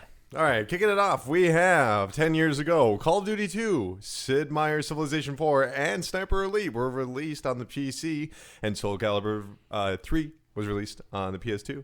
Civ 4. Yeah. I love it. 11 years ago, Grand Theft Auto San Andreas was released on the PS2, and Roller Coaster Tycoon 3 was released on the PC. It's true. My mom still plays that game, guys. That's sad. I know 12 she does. 12 years ago, Steve. Call of Duty was released on the PC, and Activision actually acquired Infinity Ward, as well as another first-person shooter called 13 from Ubisoft. Oh, the David Duchovny one. David Duchovny, the French graphic novel or comic. 13 years ago, Grand Theft Auto Vice City was released on PlayStation 2, and Shenmue 2 was released on the Xbox. 14 years ago, Tony Hawk's Pro Skater 3 was released on the PlayStation 2, and Mega Man Battle Network, the very first one, was released on the Game Boy Advance, which was followed by like a million other ones. Yeah. 15 years ago, Majora's Mask was on the 64, Time Splitters was on the PS2, Dynasty Warriors 2, which is really the kickoff of a brand new series, was released on the PS2, Tekken Tag Tournament was on the PS2 because 15 years ago this week, October 25th, 2000, the PS2 launched in North America. That's right. I remember that Dynasty Warriors game too because it was like a major console selling point because yeah. it was just like, look at all this shit on the screen. Tons of people on the screen. Lots of slowdown. 16 years ago this week, Omicron, the Nomad Soul, the very first game from Quantic Dream that also had a extended sequence with David Bowie, was released on the Windows 98. Very disappointing game. I remember being excited about that game. So that makes it the very first game that Quantum Dream ever released.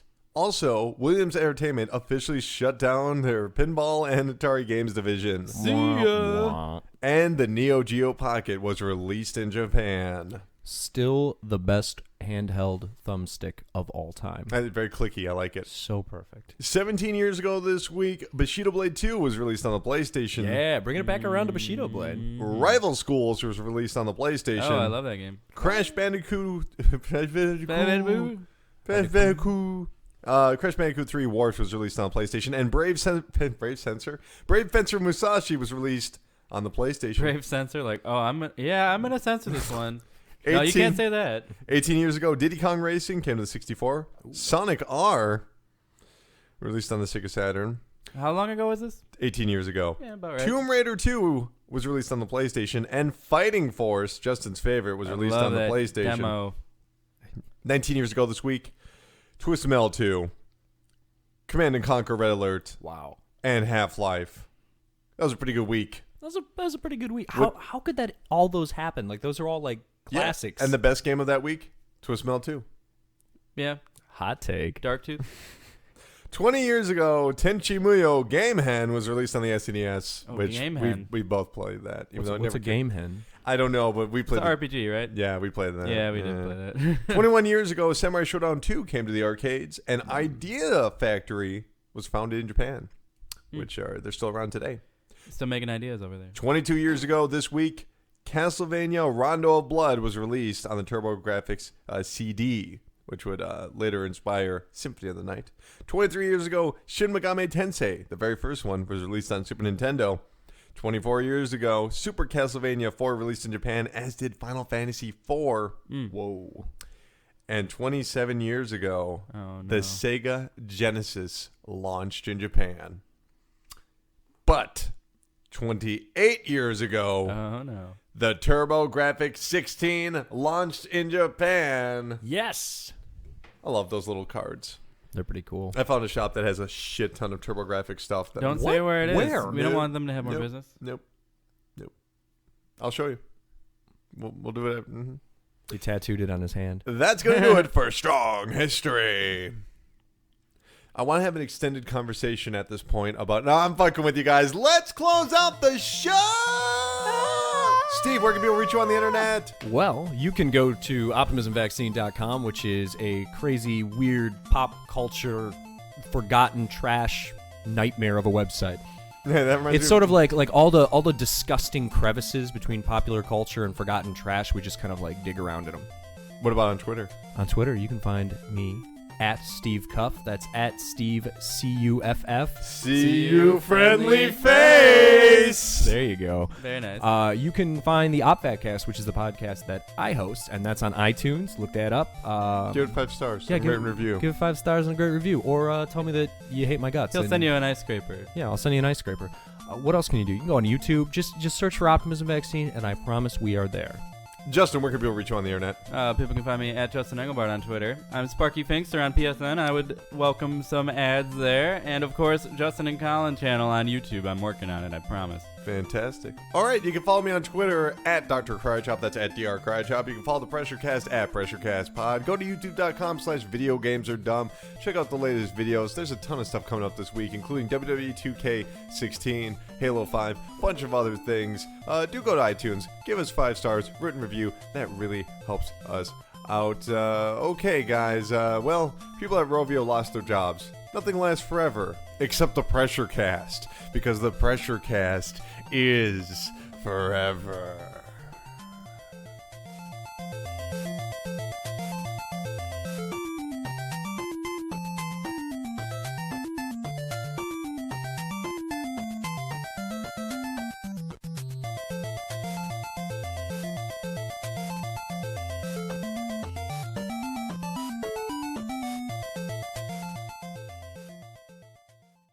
PRESSURECAST, weekly video game news podcast, is solely owned and operated by Colin Tanner. Guests of the PRESSURECAST are not employees or freelancers of Colin Tanner, the PRESSURECAST, or videogamesardumb.com, and are not paid. Music featured on the PRESSURECAST is property of their respective owners, and no infringement is intended. For more information, email pressurecast@gmail.com.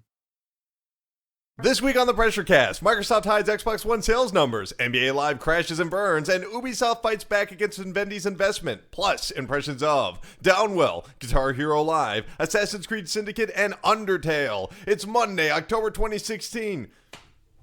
It's October 2016, everybody. It is. It's the future.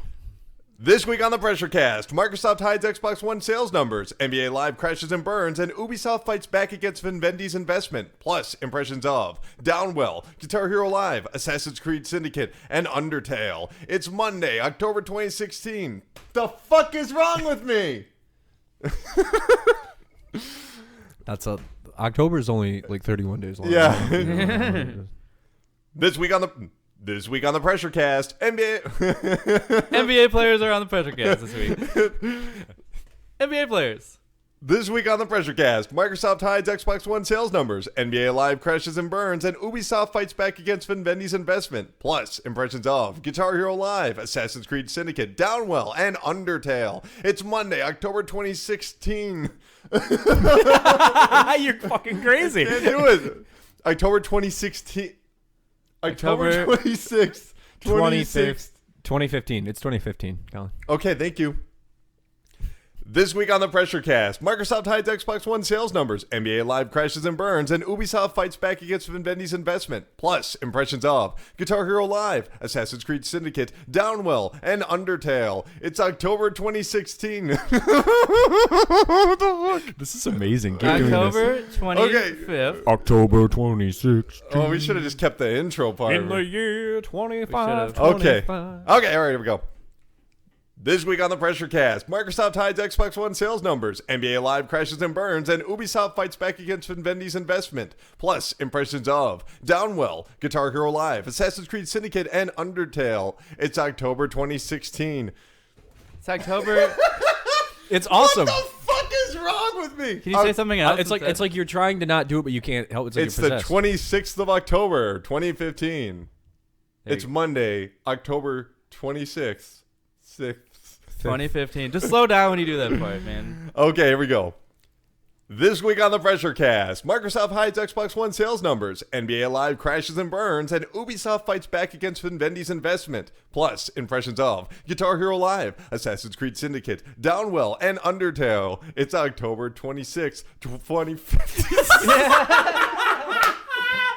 Yes! Oh, baby. Yes.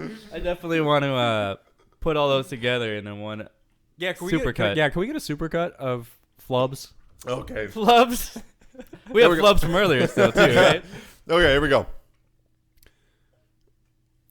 Put that fucking soda down. Wait. Hold, let me wait. All right. Okay, here we go, guys. Let's have a fun time here. This week on the PRESSURECAST, Microsoft hides Xbox One sales numbers, NBA Live crashes and burns, and Ubisoft fights back against Vivendi's investments, plus impressions of Guitar Hero Live, Downwell, Undertale, and Assassin's Creed Syndicate. It's Monday, October 2016. The fuck is wrong with me?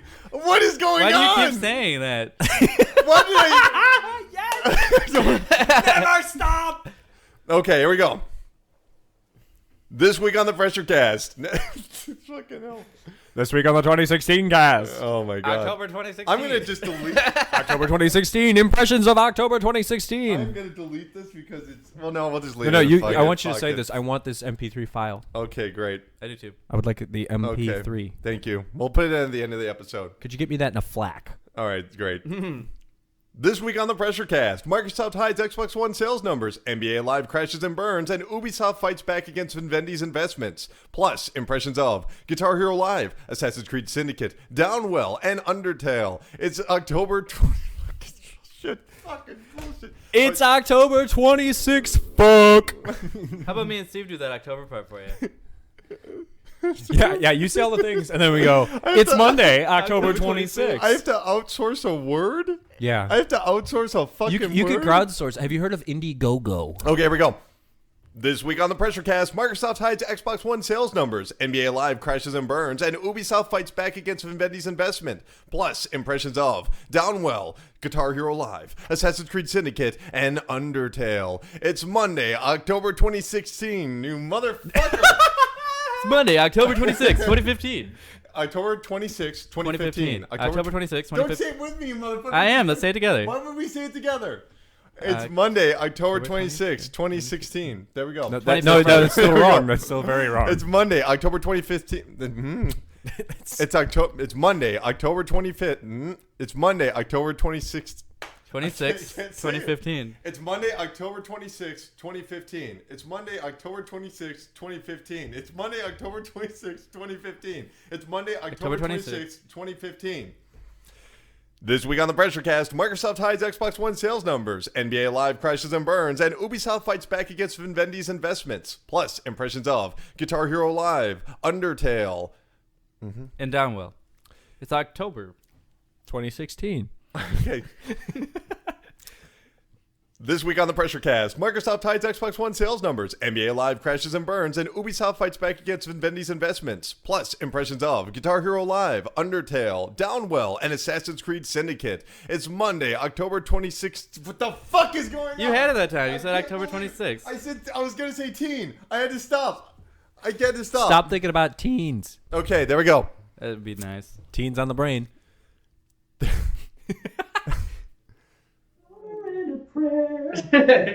I'm living Take my boner. I'll make it out straight. Whoa!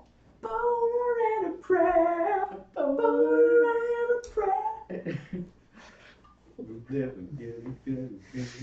Johnny used to work on my car. That's perfect. That's perfect. Oh, man. He's working real hard. He's down on his luck. That's so perfect.